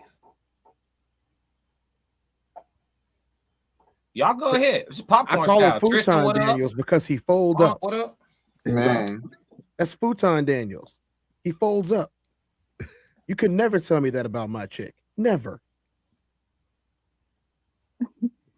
Matter of fact, it's bare knuckle. 16s is over. It's bare knuckle. Yeah, don't get quiet now, y'all. Somebody say something. Tristan, no, he said, no, Classic, remember, he said she wouldn't be in his top 5 rotation, but he'll move his women around to put her in the top 5. That's the one right there. That's the one. I was like, I'm telling you, I was sitting there going, this is crazy. How do we, and you're right, that was the one thing I kept sitting there and I was like, he hasn't mentioned his wife yet. He kind of threw her in there kind of in a like offhanded way, like, oh yeah, my wife, when he was talking about the daughter, but everything was focused on the daughter. And it's just like this whole time, even with his alleged side chick, and if you watched her, where was she at last night, Sonny? Everybody else was there. Where was she at? She hasn't been, even when she did like her little response to the whole thing. She's on paid leave. Yeah. When she did her response to the thing, she didn't even mention his name. She actually was like, yo, Corey, my bad. I'm sorry. I don't have any hard feelings towards you. And that speaks volumes. And that's why I said Anton wasn't ready. He's punching out of his weight class thinking that, you know, oh yeah, I'm gonna go on this man's show. And that's why I think on y'all's show I said, you know, Anton didn't respect Corey's celebrity. And when I made that statement, what I meant was is that Corey got his bag differently. Corey don't have internet money. Corey has been in the game for 30 years and he had to grind it out and get to where he is to be who he was. He may not be the big name comedian that we all know and that we all see on a regular. Where you but from, Corey Sonny? is I was born and raised in Georgia. Okay, so Yes, Corey he is from is. He's Chicago, big name, baby. right? Corey, Yeah, don't care I about know his he's from celebrity. Chicago. Somebody came to his spot that was uninvited. They wasn't invited. Right. That's a whole nother issue. That was a whole nother thing that I said too, because somebody was trying to argue with me in the chats and was like, he could have brought who he wanted to. And I'm like, you can't bring an uninvited guest to my house and think that I have to offer them any level of courtesy. You brought them here uninvited. I invited you. You didn't even have the respect to ask me. But what I'm just saying with Corey's time in the game is that he got it from the mud. It's not like this internet money. You don't have your 15 minutes and you can be that type of quote unquote celebrity. Corey is true celebrity in the fact of they used to grind it out. You know what I mean? Corey, you're right. Corey don't need fame. If we all know him regardless, right? We've known Corey Holcomb from Black Jesus, his comedy, time on Wild and Out. Anton will never have that resume. Never have that resume. So, and I also want to kind of point this out. I've noticed throughout that conversation, every time Corey says something, Anton parroted it. He was like, well, I'm from Chicago. He was like, well, I'm from Detroit. And Corey was patting his pants. He was like, well, I got money for this. He was like, I got money too. Anton and then it was just stated he wants to be a politician. He wants to run for the Senate. He wants to be a part of government. That is why he's been kissing all of these dudes' mayonnaise colored behinds, is because he wants them to be his constituency. But how do you be put on by them? He's not going to have that level. He's not going to get that level of respect because they don't move like this. That's what I'm saying. He just doesn't understand the game. But to everybody who came up here, how do y'all feel about the actual topic though? Like, do y'all feel that his friends let him down or his circle let him down? Like, how do y'all feel about the actual like meat and potatoes? We all know Anton. We all know Corey. But how do y'all feel? Because I feel like Corey circle showed you what good friendship looked like. You seen the lady have his back. You seen like y'all seen Craig and like so we seen what a good solid circle looked like. How do y'all feel about the circle? You go ahead, plug. 2K, what we said earlier, 2K was getting ready to say what he want to say. Everybody was saying whatever they were saying behind the scenes before he got there. Before he came back into the hotel room, they was already getting ready to say what they wanted to say. Ain't no real one going, man. I don't give a where you at, where you from. I don't care. When you invite anybody to a body part, dog, is done deal. You just initiated nothing but war. Then when you left and you came back and you say you're gonna be out of Corey, bro, you don't know what landmines you led for yourself. Bro, you say you studied him to trigger him, but you didn't study him to finish him. Because Corey initiated the finish him, and then dropped another pod. Say, Dion, now you can go ahead and drop the pod with me and you on there. Go ahead and drop the pod because this finna go up, bro. I'm trying to tell you right now what's going on right now. Anton has, like, bro, there's I don't give a fuck about no money. Point blank, period. Use a whole hole for this. To jump in that pool, and then now he say something about your people, and now you want to jump out. Now you want to be victim now. When you try to go on a whole bag parade to go and get this bag, You weren't thinking about the casualties who would leave. Now you want to scream victim. You's a whole hoe. That what hoes do. You's a whole hoe. You's a whole hoe. Right now, I can't be around you, bro. If I'm on here, man, I'm going to have to just forfeit this bread because all money ain't good money. I got to forfeit this money. I got to bag back, bro, because you a whole hoe and I'm going to be guilty by association. Ain't nothing about you, dog. Ain't no way you going to come on here and SMD. Dog, you could have said anything but that, bro. Like, that's your only comeback. That's real white boyish. That's some square lame. Just, bro, that's something that you just couldn't formulate nothing else but say that. And now you want to play victim. Okay, guys. Tristan, what you got, boss man? I know you've been having to come in and out. We want you to go ahead and get off what you got to say. Welcome in, Tristan. How you doing, boss man? I'm all right, y'all. How y'all feeling? Because it seemed like my internet going in and out, so I think full time at work. So I'll keep it pushing. I actually think that if we go back to it, his people did listen. If that ain't the most paid actors if I ever seen, like 2K almost got it. He was actually about to. My question to him would have been, why didn't you finish that? Like, what, other than Anton stopping you in that moment, what stopped you from like reeling the conversation back in? Because he did a lot of gymnastics over there. So that would have been my question. What actually stopped him from bringing the conversation right back to, this is what you was looking like, explain that.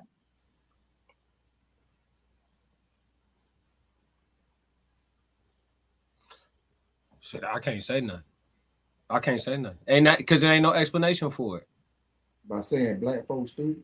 I mean, just in general, like when you come up with, like when people come up with examples or analogies, it's either gonna come from the front of your brain, because you just was talking about it, right? Or it's gonna come from your subconscious. So either way, both of them flow off the tongue very quickly, right? Whether it's coming from the front of your brain because you was just thinking about it, or if it come from your subconscious. For him to spew out, that's like me saying all black people are stupid. That's the first example that popped in his head. Whether it's from, he said. Right. Whether he said. And that's what Corey pointed out. See, people were trying to talk about Corey's intellect. Corey's very smart. Intellect articulates itself in a lot of different ways. The man caught all the BS that Anton was on. He caught all of it. He even told him in the conversation, I don't like people that slick. You know what I'm saying? And Anton was like, me either. He was like, yeah, I'm glad you feel like that. He was like, he telling him like, bro, you slick, bro. Like you slick. Yeah. Like you, that's the first thing came to your mind. He like, why ain't something about white people the first thing that come to your mind? He even said, like, I don't know if you caught it. Go ahead, bro. No, you good. No. He said it. He said it while he was talking. He said most people ain't gonna catch this. Oh yeah. He did. Yeah. He was dropping a lot of game. He was dropping a lot of jewels, and Anton just wasn't picking it up. And that's why I say Anton was punching out of his weight class. I mean, he was fighting out of his weight class, and he didn't even realize it. Corey was literally giving him the game. He was like, everybody you see up there paid their dues. There's a reason why they're sitting in this room, right? And back to the point that Souls was trying to make about Anton's panel, those people are not his friend, because if they were truly his friend, 2K, Slimmy were trying, but everybody else, as like their quote unquote friend, they just there for the bag. They remain, they remain quiet. They got a whole black panel every night. Every night he has a whole black panel of 6-7 people, all black people. And the first thing that comes out of his mouth in the middle of an argument, mind you, where things are heated, where you don't have time to calculate everything you're going to say and be super articulate, the first thing that he says is, well, just like, people think that all black people are stupid. When it's obvious you got 3 women on your panel usually every night. Black women are the most educated people per percentage in America right now. That doesn't even make any sense to even come out of your mouth. That's a stereotype that's not even supported by numbers. You're supposed to be this politician type dude. That's the first thing that comes out of your mouth. So once again, this goes right back to the talking points. I'm the one that's different, right? Like, yeah, I'm not like the rest of y'all. That's a problem. Yeah, they do bicker. Right, Chanel. Yeah, but then you also got to understand on his panel, he's disrespectful to a lot of them. Damn near all of them. I'll say the only person that really don't catch it on a personal level is Carrie, and probably Molly. But like, cause Carrie, he'll combat her on some like new believer type stuff in recent history. Like he'll combat her there, but personally, he don't combat Carrie. Like as far as Carrie husband, that's why. Yeah. Oh, I was about to say Carrie is married, but you notice his panel has changed too. What Carrie is doing? What's her name? Island Gal. I forgot her name. His whole panel has changed over the last like 5 years. I saw the one girl, she used to argue with him all the time. She was on a whole nother panel. I forgot her name, but yeah, his whole panel has changed. Jazz. Yes, Jazz. Yeah. I'm sorry. Tez, to your point, when you talk about being a politician, he's still not operating in that space. He just doesn't get it. He thinks this is going to win him those brownie points or whatever. But history has shown him that that's not going to help him. Even politicians who tried this didn't win it. Look at the guy. What's the Brian Donaldson, Tim Scott, Candace Owens. You have Tommy Sotomayor. Huh? Alan Keyes was a politician that they shipped to Illinois because they didn't want Barack Obama to win a seat in the Senate. It was vacant. He got destroyed by Barack Obama in Illinois. He tried the same thing. He was out there walking around, hosting barbecues, kicking it with people. Barack went out there with them people. I'm gonna tell you right now. Barack we're walking around the South Side. Everybody knew who he was. He was in the government buildings though. He wasn't out there throwing barbecues and having what was that? What was the block party? I don't know if y'all remember Alan Keyes in the block party, but he tried to have a block party to bring black people together so they would vote for him. And everybody said, "We don't even know who you are. You just got here, and now you want to run for a seat in our state? Nah, no. Yeah, you're not even an Illinois citizen. They shipped you all the way over here to try to take away from somebody else." With that said, though, we still have to be mindful though that this black man was able to shift a very high percentage of black people to start thinking differently. Like you can't like negate that. Like you got to think about the talks he started to have people vote differently, for people to think outside the box who probably normally wouldn't. That's something that he will always be able to lay his hat on, because even if he doesn't need to lean on black people anymore, he has those platforms. This dude was going on CNN. He's already laid the foundation. He probably ruined it. I think that's why he stopped going back and forth with Corey, because I think somebody got in his ear and was like, "Hey, bro, election season coming back around. We're going to need you back on CNN with your AD polo shirt on." Like, somebody got in his ear for him to fade back so quickly. I think he's right, but I also think he's trying to imply that, because if you notice what he said that when he was talking about the minor child and the mental anguish and all of this stuff, and I had to take her to the hospital, I think he's trying to imply that he is going to file legal action. So I think he's trying to kind of do this little fail shot across the bow to scare Corey or whomever to stop talking, because here comes the legal action. But the problem is that his daughter Corey technically didn't speak about his daughter. I am no lawyer or attorney, and I'm not going to try to pretend to be one on the internet, but he has to understand that the picture that Corey received was not personal, it was public, and Corey never stated the young lady's name, and the joke that was being told was about him and his looks, and unfortunately, like we said, the daughter caught the stray. I got a clip that I want to show y'all that kind of depicts how Anton Daniels wanted to go, how his defense strategy essentially. You know, it's something that came to mind just now. And so I wanted to pull this up to kind of display to y'all exactly how Anton decided to handle his conflict with Corey Holcomb. The bullets began to fly, and this was Anton. We won't play too much for copyrights. Hold on. As y'all see here, let me turn this down a little bit so I can call it, doing a little film study here. As y'all can see, Anton is in need of a Anton being Nino Brown in this situation.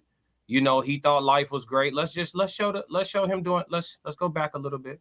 We're gonna show the jolly feeling, that the feeling of joy that he's been living in. Look at him, smiling, acts of service. Anton love the kids, protector and provider. Oh, shit finna get real. Shit finna get real. Anton's running. He's running.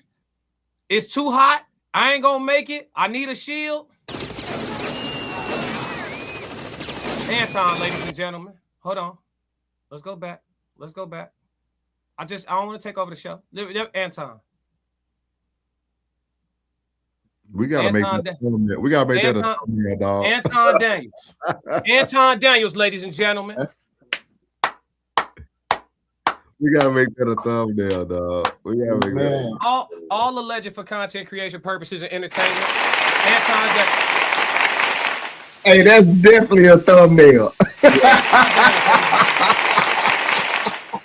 Classic. That's all. It's what came to mind. Yeah, hide behind That was a good one right there. That was perfect. Which one of us gonna steal it? We both gonna steal it? Yeah, that's fine. All right, got you. Clip it. That's a reel too. Clip it. Yep. Hey, let me know which one of them. I could take Nino Fall, and you could take whichever one you want to take. Yeah, we gonna figure it out. Have any of y'all ever got somebody a little bit pregnant? Like just a little bit? Yeah, a little just bit. A little bit pregnant. A little bit pregnant. Sonny said no. Sonny said no. Okay, Sonny, you never been just a little bit pregnant? No. Like you're not pregnant, but you're just a little bit pregnant. Oh, okay. Is this like no? Okay, all right. So either you're pregnant or you're not, right? Correct. So I would hazard a guess here that if Anton Daniels is spouting off the exact same stuff that the people who hate us are spouting off, that he's not just a little bit weird or a little bit wrong, he's all the way wrong. Well, he did some nice stuff. Yeah, but he did all of this. Okay, but he only grapes a little bit, but he saves sometimes, but he also grapes. But he saves, but he still grapes. What's a couple of grapes here and there? He did a couple of cool things. He helped people a little bit. But what about all of this though? Well, yeah, he helped the people a little bit though. He's not all that bad. It's crazy that how every time we start talking about these types of people, we start talking about Spider-Man all over again. But listen, Peter, with great power comes great responsibility. Yeah. He has a responsibility to the Black community. He does not have a responsibility to any other community, despite what people want to believe. He has but his first responsibility to his family, and if he won't give it to his family, he's not going to give it to the Black community. He obviously don't care about his family, because why are you bringing chicks cross country with you if they care about your wife so much or your daughter? Oh, he had her he had a court side last year. Exactly. Look, being seen, being heard, bringing somebody cross country for backup that wasn't invited. Was she your personal stenographer, your secretary? Look. The game knows the game, and people can say whatever they want. Allegedly this, allegedly that. It is what it is. That's your work wife, and we know what happens to the work wife. The work husband hugged the work wife harder than her own husband hugged her. We know this. We witnessed it. We witnessed it for years.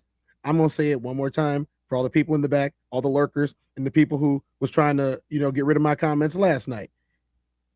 Y'all suck. Y'all are the worst parts of black peoples. Y'all are, because you will sell out your own people for a couple of pennies to rub together. That's why. I got some money. Y'all, anybody else want some of this money over here? All you got to do is turn in 5 of them. Yeah, That's but what he's look what doing. happens. Look what happens when you start to speak against, when you start to go against the grain, i.e. Candace Owens, right? What did they do? When Kanye West went against the grain, what did they do? They got rid of them too. Right. But what Anton and those who are like him don't understand, you are a useful fool until you're not. Right? So when you get out of line, what do they do? So they attack you socioeconomically. They was like, oh, okay, well, we were the one fattening up his pockets anyway, so we'll just take it back. What did they do when Kyrie? I think it was Kyrie Irving. Same thing. So all he didn't even get share a post. Do you know what a covert asset is? It's a spy, right? A covert asset, somebody that's set to infiltrate a community or group, organization, in order to gain intel on them, or sway the opinion of the masses inside the group. Some people call them moles. What happens when you lose control of that asset? You burn that asset. All those people you see crashing and burning all the time, and they big public scandals, and everybody's doing videos on it. Those are assets that are being burnt by their handlers. Right. And these are people that people want to defend and listen to. Yeah. Their own handlers are burning them. Yeah. It's obvious to anybody that's seen it happen before. I'm just not gonna let it be me. I care about my own ass, and by my own ass, I mean my blackness. I think these massive grapefruit of fortitude hanging down, they gonna make sure that my blackness is certified and protected. And when I see somebody coming at it the way that this man gallivants it, and look, I wear Jordans, I'm black. Right. But my mother used to tell me when I was growing up, always be wary that white ice ain't colder than black. It's formed under the same conditions. Yeah. I like what Marathon said here, though. He said her presence was the main reason he was acting the way he did with Corey. Yeah. Yeah. Facts. And did you hear how he talked about her? There was a point he was bragging about how great she looked. Ooh, did you see Mika look good? I was like, this man is married.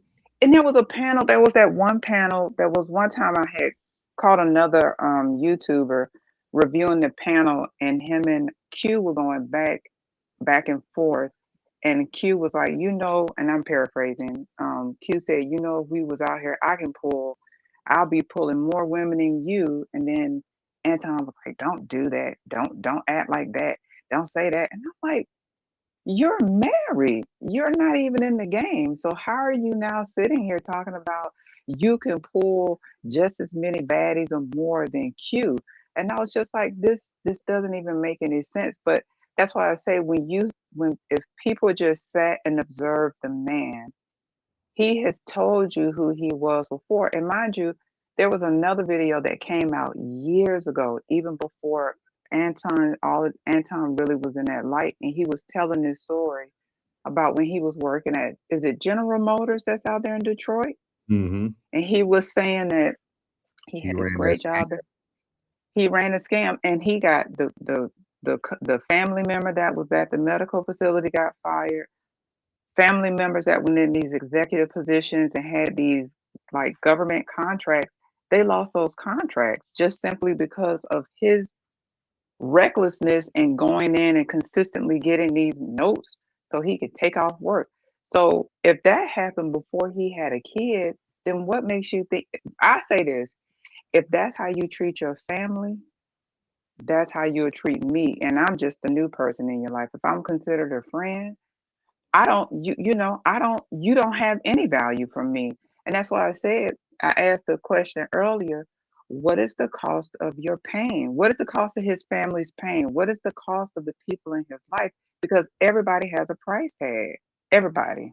Yeah. He didn't care about his own child. What he was saying about her Olympic dreams, her the greatness that he did. I mean, he said, I put in all this thought to have a child. I strategically said I wanted one kid so I could pour into them and make them the best version of who they're going to become. And I was willing to put that on the line and compromise all of that for a bag. Anton will tell you right now, he will be the one that will sell you to the highest bidder without question. Family or not, that doesn't mean anything. He has no loyalties to nothing but the bag and himself. And Anton's problem is that's why I say he's not situationally aware.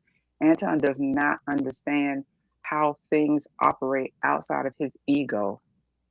He literally gets online and says the most hypocritical and oxymoronish stuff. And I'm like, you do know you're recording yourself, and this is now living on the internet for the rest of your life because people have probably clipped it, screwed it, and did everything else with it. And you just don't seem to realize that this stuff is going to come back to bite you. That's why I say he's just not situationally aware. He just doesn't get it. And he thinks he's the biggest man in the room with the most money and the smartest. And those, what did they say, the pride before the fall? Yeah. Here we are. But you know, Miss Sonny, like he did just enough because we as African Americans are so like we have a lot of forgiveness. We're very forgetful. We do. Like you got to think about it. Today he talked about on his show, like, hey, we had about 20,000 bag chasers. You know what I mean? Like for him, it's no longer like reality. It's just like, okay, I got all these people. I just got to keep all these Danielites in line and the money's going to keep flowing. You know what I mean? He's willing to lose the one or twosies every day to keep everything afloat. You know what I mean? Like, and he can reinvent himself. Like he already did it. You know, he was with Lapeef first. And then somehow Lapeef kind of just fell off. I mean, he still has a good show, but like he took everything with him. He was with Kevin Samuels for a bit. Yeah, like so, like it's just like the dude knows how to rebuild regardless. Like I think this whole thing with his daughter is actually going to get him more of the white crowd. Like, because you got to think about it, his daughter goes overseas. She's fighting for the Olympics. Like, it's going to be an even bigger story. He got on two networks. He got on CNN and he got on Fox after the CK shooting, right? He got on there, and that's when he decided permanently that he wanted to be a politician because of how much attention that he was getting. And he's trying to follow in the same footsteps of everybody else that wants to just, toe the line real quick, but not really be on the side that's right. He wants to pander. He wants to lead people in the wrong direction because he knows that if you can get the other side votes, you become more valuable to them. And he only cares about his pocketbook, so that's what he's going to do. Corey called it out. He might not have said super blatantly, but he said, why don't you never say nothing bad about them? But the first thing you want to do is talk about brothers and sisters. Every time you get a chance. It's easy to punch down. Yeah. Not to say it's easy to punch down. It's, to punch down and degrade the Black community has been people's bags for years. That's the easy bag. It's easy to punch down. It's not easy to punch up. Because in so many ways, he understands that you can't bite the hand that feeds you or that you want to feed you. So it's easy just to hit the lowest target. All of you are degenerates. Y'all don't deserve reparations. You are this and you're that, while still being online and doing the very thing that a lot of people who get a little money in the Black community do, wearing designer clothes, going out and getting the bad bitch and driving the high-end cars and thinking that that's showing a form of wealth, and it's not. Wealth is quiet, rich is loud. I like that. So we about to wrap up to about 2 hours, man. I want to ask everybody something, man. Y'all can go however order you want. If you were Corey in this situation, we ain't gonna put Anton. If you were Corey in this situation, what would you have done differently? And I want everybody to give me one thing you would have done differently if you were Corey in this situation. Whoever wants to start can go. Go ahead, Plug. As soon as he said what he said, and I stepped over there and confronted him, I'd have put that whole ass nigga off my show. I would have got him off my show. I'd have never let him get off. And I think I gotta credit that to my dog. Classy, I think you said that should never let that nigga get off.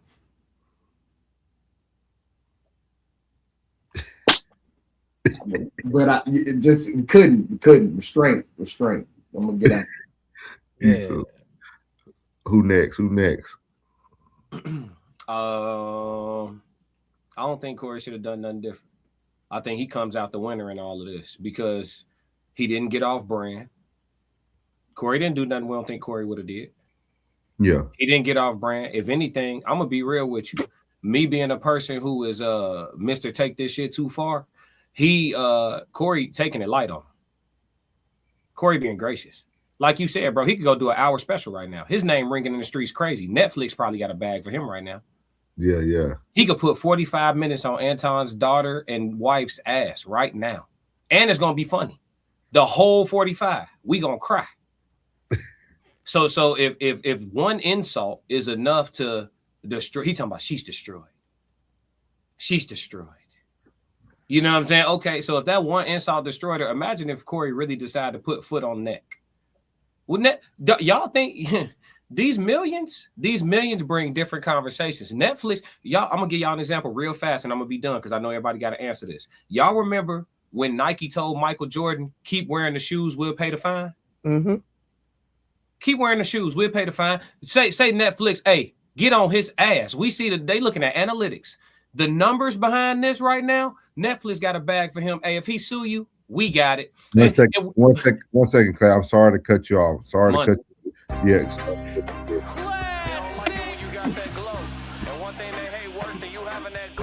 Appreciate your marathon. Appreciate your 1999. He said this group has a lot of knowledge and maturity, man. Yeah, or farming home up in rank. Step in the room, they paid away. I get treated like a milli tank. Southpaw like I'm really tank. I do things that they really can't. Envious, cause they really ain't. I'ma win.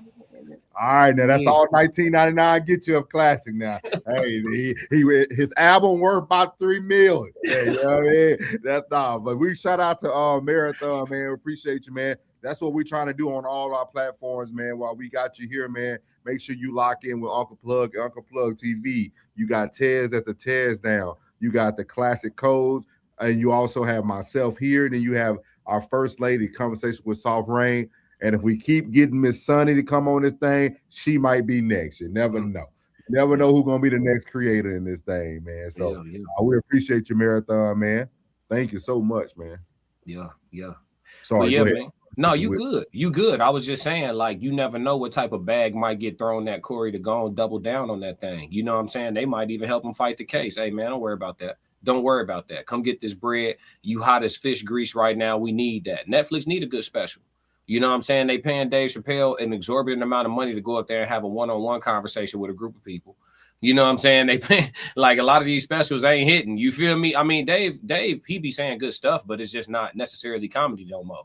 It's an expose, if you will. I mean, he's just up there talking. You feel me? So it's like, but yeah, man, you just never know what type of opportunities Corey getting offered right now. Because at the end of the day, the level of visibility and traction behind this, if I'm Corey, I'm gonna be real with you. I don't know if I would change anything. If I would change anything, it'll be to triple down.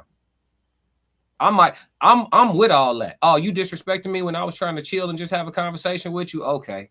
I'm gonna take, fuck going outside. I'm taking this shit to the moon. Straight up. We finna go figure out how to get past we going through the ozone layer, through the firmament. We going too far. You know what I'm saying? Yeah. Right. I don't know, man. Sometimes letting stuff go don't feel right. When you give somebody a pass and you know you should have smacked them up, that could haunt a grown man for the rest of his life. So however Corey handled it, he handled it. Listen, chat, I'm telling y'all right now, it's some people right now that think it's over between us. And it's not. I just haven't seen you. It's not over. It's not over. That fade you said you wanted, we doing that. He definitely clapped clip back it. on another. Nah, that's real. You gonna have to see me for real. Yeah. Yeah, Tristan. Yeah, look, it's not over, G. He said he was gonna dog walk Corey. I heard him. That's what I'm telling you. You all that what you was talking about. I'm gonna make you live that, G. So my quote. I hope you've been training. That's my quote. I hope you've been training. I'm going to the gym in a few hours.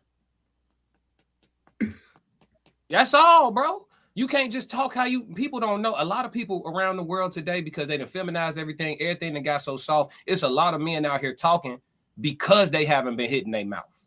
They talk like they talk because ain't nobody hit them in their mouth.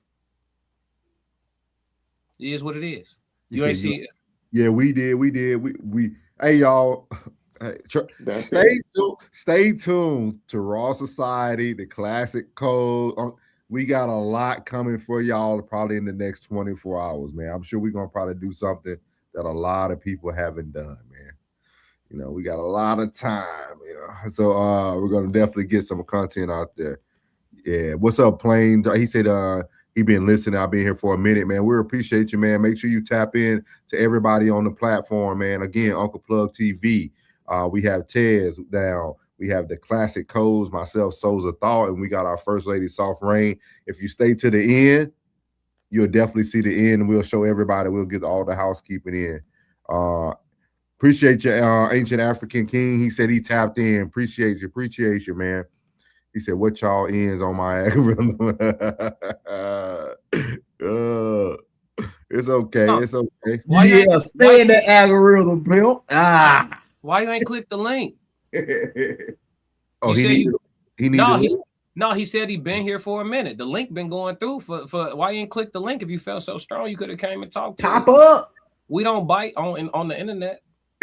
Can't do nothing. Hands free. Miss Sonny, while we waiting on if he comes up, Miss Sonny, what would you have done if you were Corey? Would you have done anything differently?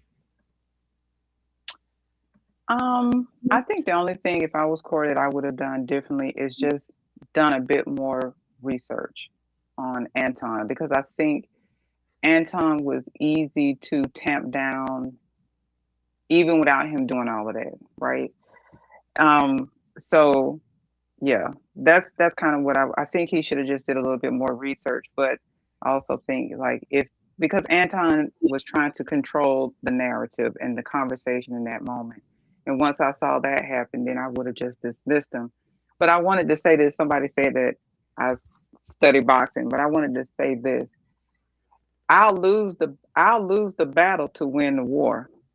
And that's what I think, in all of this. I think Corey can come out on top of this regardless, because you can lose the battle to win the war. That's why I say, when you understand things from a certain perspective, and I hate to kind of put everything with this comparison of combat, but in so many ways, combat is kind of life, right?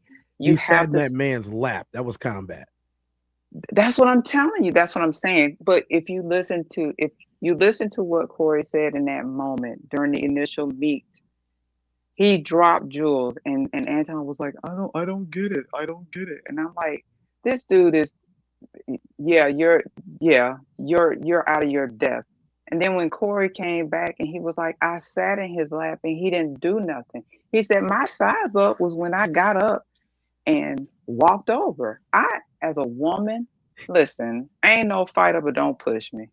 The minute you got out your chair, I'm getting up and I'm keeping distance. You always gonna be an arm's length away from me, because if I got to run or if I got to swing, you gonna get hit with something, right? I understand that as a woman.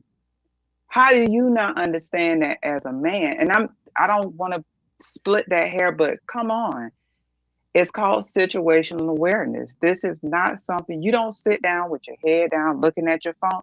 You're in combat and your opponent just got up. You put yourself in the least defensive manner possible.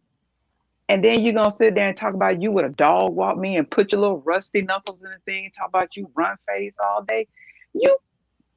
Security would have won the fight. And I land with that. Yeah. So before I give you my take, we appreciate you, Emperor Stats. He said, but I'm gonna tell y'all this, man. Everybody keeps saying Corey should have left the kids out. I'm gonna tell y'all this, man. There's something called life. There is no rules to life. You either have to learn how to survive or you're gonna die trying. Once you say what you had to say, everything's all out there, man. Nothing's off limits, dog. We can't tell another man how to fight his fight. You can't. If you're a southpaw, we could still talk about boxing. You can't get mad at me because I own, what is it called? What would be the other position? Orthodox. Right? You can't get mad at me because I'm a southpaw and don't want to go orthodox and fight you orthodox. Like you can't pick the way I choose to defend myself. Like you can't do that.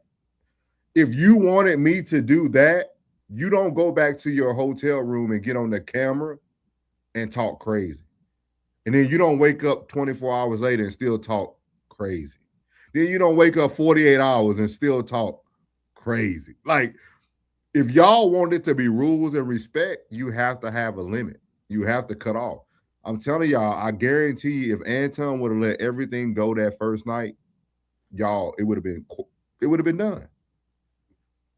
Corey only responded because he had to. Here go the thing. The proof is in the pudding, right? So this level of exposure and this level of virality is supposed to benefit his numbers, right? Anton is live right now, just like us. He's doing his normal numbers. He only got 2,000 people in his stream.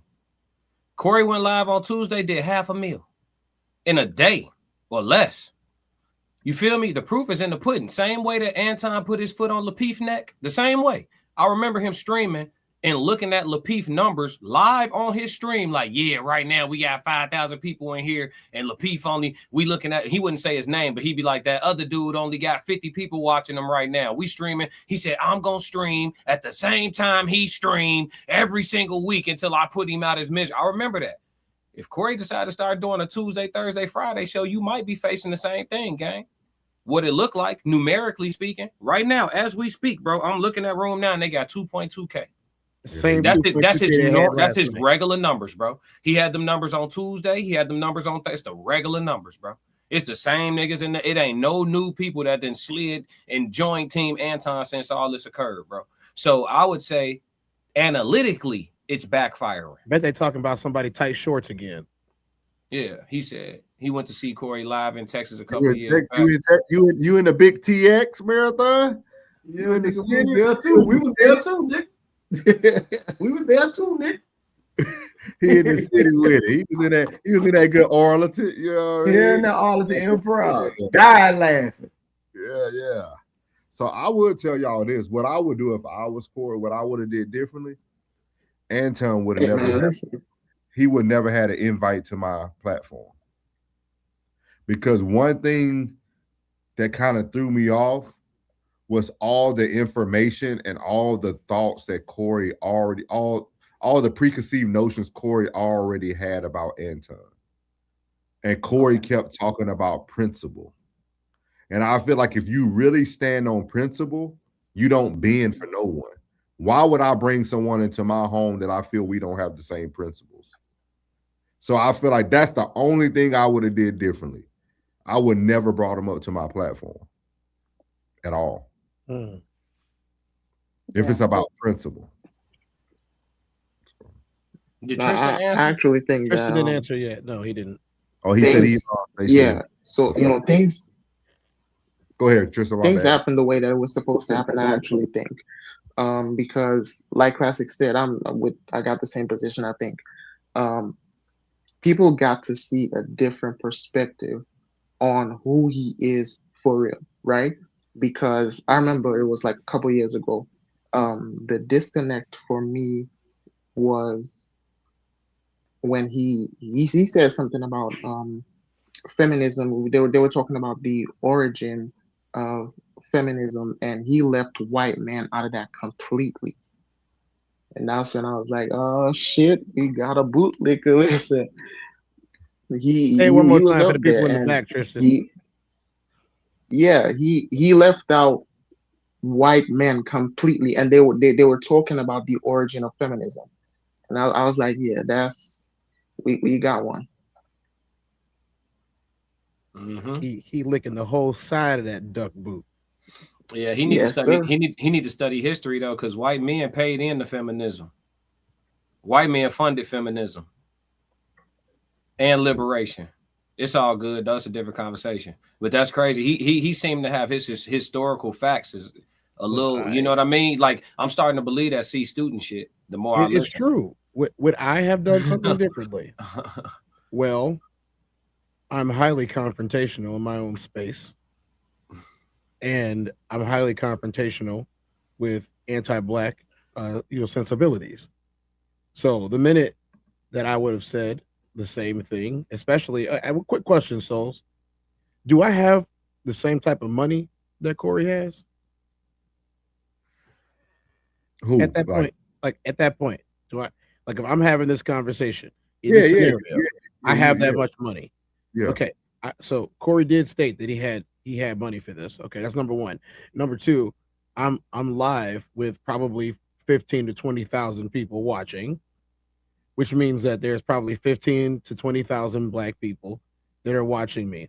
So I have this chart that I like to go back to, right? And the chart says, should I punch this Nazi? Are they a Nazi? Follow the line. Yes. Punch him. Hey, use a different word for that. Okay. Yeah, you good. Just don't. Yeah, let's you just good. call Just them don't. hand Yeah. saluters. Okay. Yeah. Should I We punch trying this to get- hand saluter? Yes. Marathon 1999. Are they not a hand saluter? Don't punch them. Are they a hand saluter? Okay, yeah. They hand saluting y'all. I don't know if y'all have realized this, but they are going on national conventions and hand saluting. And he's praising the people that hand salute. What does that make them? A hand salute supporter, right? Okay, cool. So let me tell you, two things you don't say to me. Number one, you don't talk bad about black folks, and my family included, so we can get that out the way. And you don't tell me to do sexually explicit things to you or other people. Okay? So I'm gonna tell you what would happen, right? The minute he would have told me that I was doing something with my mouth, I would have took that microphone and I would have made him do something with his mouth. And it was nothing that anybody could have done on God's green earth to stop me from doing it. The level of rage that he would have felt and would have been displayed, I would have been like, man, I know Kunta wasn't a real person, but Kunta would have been clapping. Go ahead and get him for me, Tez. What you say I do? What you say I do with my mouth? Cool, don't worry about it. Right in his. You ain't saying nothing. I hope you got a good dentist. I hope you got ass whooping insurance. Tez chose violence today. No, it's not violence. It's not violence. See, here's the issue. And I'm gonna say this, especially for all of y'all black folks that I've been reading these comments and staying silent while everybody else got to talk. What do you think they're gonna do to you? What do you think they've been doing? Did the people who unalived Emmett Till, did they ever face justice? Did the conspiracy to get rid of two leaders in the 60s, 3 or 4 if you count the white guys, did they ever get really convicted? Or are we still having people in 2026 talk about we're gonna release the files, y'all? Like that's gonna do anything to bring them back. What about Mark Clark and Fred Hampton who are sleeping in their beds? What about them? That's what they're gonna do to you. So yes, I chose violence on that issue because that's the only thing they understand. So we got to speak their language. If the language of your enemy is violence, peace talks are not going to do anything.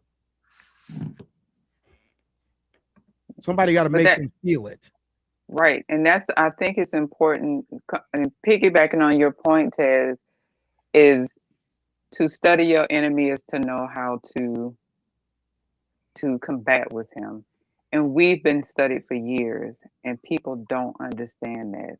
And that's why I say, if you understand the rules of engagement, it's not about the loudest, the most bravado, the most money. It's how you understand your enemy and you you combat with it. I can't get my words together, but I got some help for you. You got fingers? Let's use your fingers, okay? So real quick, put your hands up for me. You got Martin Luther King Jr., Malcolm X, Louis Farrakhan, Muhammad Ali, John F. Kennedy, Robert F. Kennedy, and about 34 million hippies, all in the 60s and the 70s, protesting Vietnam War. What did the United States government do? They went to war anyway, right? The hood remembers because the hood got introduced to opiates. Did they not? The hood got introduced to opiates. Heroin, right? Yeah, we keeping it 100 right now. The hood got introduced to all of that from the Vietnam War on down. Did they not?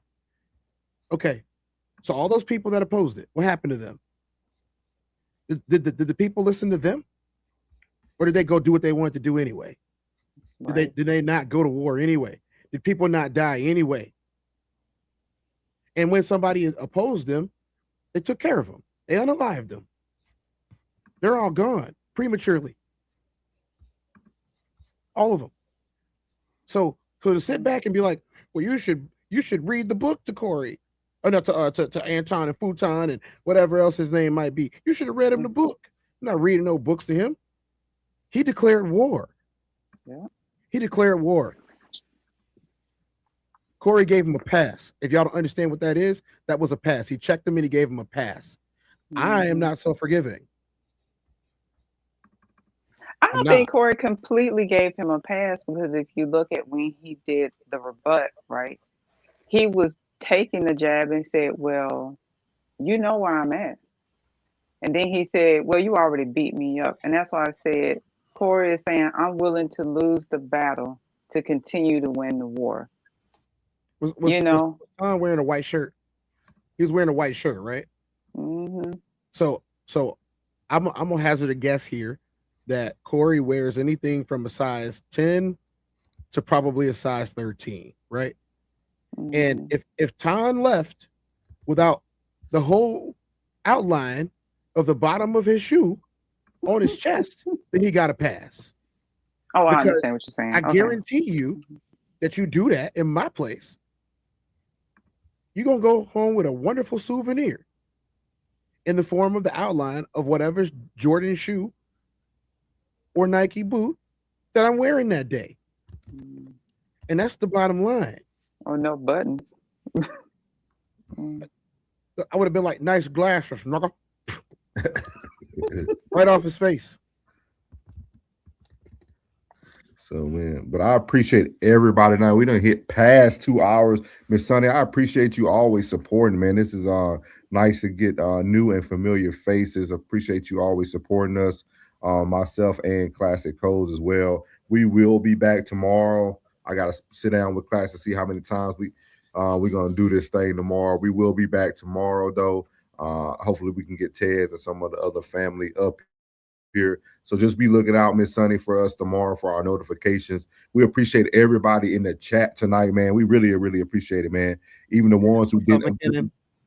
What's up, McKinnon? Even the ones who didn't agree, man. That's what we like about it up here, man. We are open to everybody's opinions, everybody's thoughts. Hey, there's no right. Your right is right. Your wrong could be wrong. We don't care. As long as you have an opinion, have one. The biggest thing is just make sure we supporting each other, man. I know we did a lot of talking tonight about Anton and how he was able to build his system and everything. But hey, y'all got to help us other smaller podcasts, as they call them, or other smaller content creators to build things that you want to hear every day. And people like ourselves that let anyone come up. We up here to let anyone come up. Everyone has a voice. So keep supporting our channels, man. We are the Raw Society Coalition. Let me get the banner up for you guys so y'all can see everybody that supports. And Classic, do you have anything for them while I pull that up? No, look out for Red Room 2 a.m. or probably midnight Sunday. So late tomorrow night, look out for Red Room. Also on Classic Code Sports. I'm thinking about calling my first fight live tomorrow on my sports channel. Andy Cruz is fighting against Marataya, for people who are into boxing, that may be something interesting. That's going to be a banger. I may just fight. Yeah, I think I'm just going to call that one in particular because I'm not in love with the whole card. So I'm thinking about doing that tomorrow. So everybody who hasn't already followed my sports channel, it's not a boxing channel, it's my sports channel, go to Classic Code Sports. And I also do a gym vlog over there too. For those that don't know, I'm recovering from a pretty serious injury. So I show my journey back to like full health, you know what I'm saying? And through the vlogs, of course, and they short vlogs. But yeah, man, that's all I really got to plug for the night. Yep. What about you, Ted? Where can they find you? They can find me at the Tez Down. Sometimes I show up on the Ben podcast. Sometimes I show up on the Classic Codes, but I'm always here on the RSC and the Tez Down. I just want to remind y'all that since it's that week, that injustice anywhere is a threat to justice everywhere. And I like justice in my home, especially when I'm the judge. So I don't need injustice in my own house just because somebody else sold us out. So, McKinnon, you know what, McKinnon, thanks. I appreciate it. I might sell you the hoodie now, maybe, but probably not. Sonny, do you have any platforms or any social media you want anybody to be able to tap in? You got a lot of good knowledge, a lot of good information to give. I love all your analogies. I love how you're able to put things together, the methodologies and things of that nature. You got anywhere people can follow you? Well, actually, I don't as of yet, but surprisingly enough, I've kind of put myself into this space because I'm an extremely shy person. I don't like to be out to be seen. Yes. But and I have been told by many of people in my private life to establish a platform like this. So this was kind of me trying to get my feet wet to see how it would be received. And, I guess. Hey, Souls of Classic, y'all got an email for her? Who? For Sonny? Sonny, yeah. Sonny. Well, hold on, Sonny. How do you feel like your reception has been? Have you enjoyed it? I have enjoyed it. I think I'm a little bit more critical of myself just simply because I think we all are. I don't strive for perfection. I strive to be factual. I strive to be objective, and I strive to be I strive to be educated and to teach, if that makes sense. So I think I've done that. I think my delivery could be a little bit cleaner, but I think if, and I'm just still trying to figure out like the whole, just without being like not being a viewer of YouTube and being someone who actually uses it as to bring information. So yeah. Can you email me, please? You said you study boxing, right? Yes, I have children. Two of my children. No, all of my children were in boxing. So I took thank you, Marathon. Thank you guys. That's awesome. Sonny, that's some of the best news that I've heard all day is that you put your kids in boxing. Yeah, I took boxing as well. We did it. We all did it. And I actually was trying to learn Orthodox. Yeah. I wanted to learn. But go ahead. I'm sorry. No, go ahead. Go ahead. I was gonna say, can you email me? Because I would love to have you on some of my. I'm trying to ramp up my sports channel as well. I achieved my goal with my Classic Codes channel getting monetized, so I'm trying to bring my sports channel right along. And I would love to have your voice on some of my sports panels. I did a panel today. We streamed for a couple hours this afternoon. Me and my boy Ye, and we talked about T.O. and Shakur coming up. We ain't gonna talk about it too much here. We're trying to wrap up. But if you could email me, because I'm about to be covering that for the rest of the next week until they fight. So my email is theclassiccodes777. Yep. Let me know when you're ready. The classic codes 777@gmail.com. And that's for anybody who want to come on my panels, anybody who want to tap in and talk sports, or come on my sociology chats, people who want to send me stuff to react to. That's the email for anybody that's listening as well. Y'all can send me videos like, hey, man, I think you should do a segment on this, whatever the case may be. And y'all can also follow me at The Classic Codes on TikTok and Instagram. And if y'all want me to react to certain things, hit my DM. I'm not hard to get I am not hard to get a hold of. Souls will tell you. I did make sure I followed everybody. I joined y'all on Discord. I believe I did follow you all on Instagram. I have to check for Souls and Unk. You can DM them there on Discord if you already got their DMs too. Because on Discord, all you gotta do is send the message through there. It's the Raw Core. It was the Raw Coalition. So yeah, you can send them a message on there. Everyone is represented in the Discord. Discord drops are gonna start to get nasty, y'all. So everybody's got a channel in there. So if you only watch one show, that's fine. Everybody's got a channel in there. You know, everybody got. Make sure when y'all get in there and where y'all came from. If y'all came from Souls, make sure y'all drop Souls sticker in there. Souls got his own sticker. You know, Classic got his own sticker. You know, Reigns got a sticker. Drop the stickers in there. If you mess with all of us, Ted set all this up for me on my end, so I appreciate this. Hey, no problem. You know, if the thing about the coalition itself is, you know, we want to make sure that these voices are heard, and the evolution of it comes from, you know, us being able to do stuff like this right now and bring people like you into the fold. I mean, we got the, you know, Chaka the Trigger that been around in the spaces. I don't know if you were on with her when you was on Bag Chasers, but she been around here. And I'm gonna tell you, you know, we just got to keep moving forward. Like, and we're only gonna break this cycle of defeat if people actually think differently. But you know, using the same old talking points that everybody else used to use is not going to get us anywhere. The reason why everybody here is doing good in a short amount of time is because, you know, we're keeping it as real as possible. We're growing and we're learning at the same time, and we're allowing ourselves to hear opinions, push back on opinions, not necessarily agree with each other all the time. You know, real communication, real cooperation. It's a real coalition. It's a Raw Society coalition. You know what I'm saying? Yes, sir.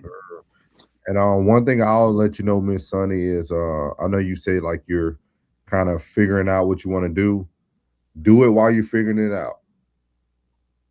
Well, this is kind of that process, right? So I believe, and I want to say this before I kind of get into my own little thing. I really do appreciate you all. I appreciate what you all present into this space, because we've seen the same thing over. I watch a lot of YouTube. I've watched all different types of content creators.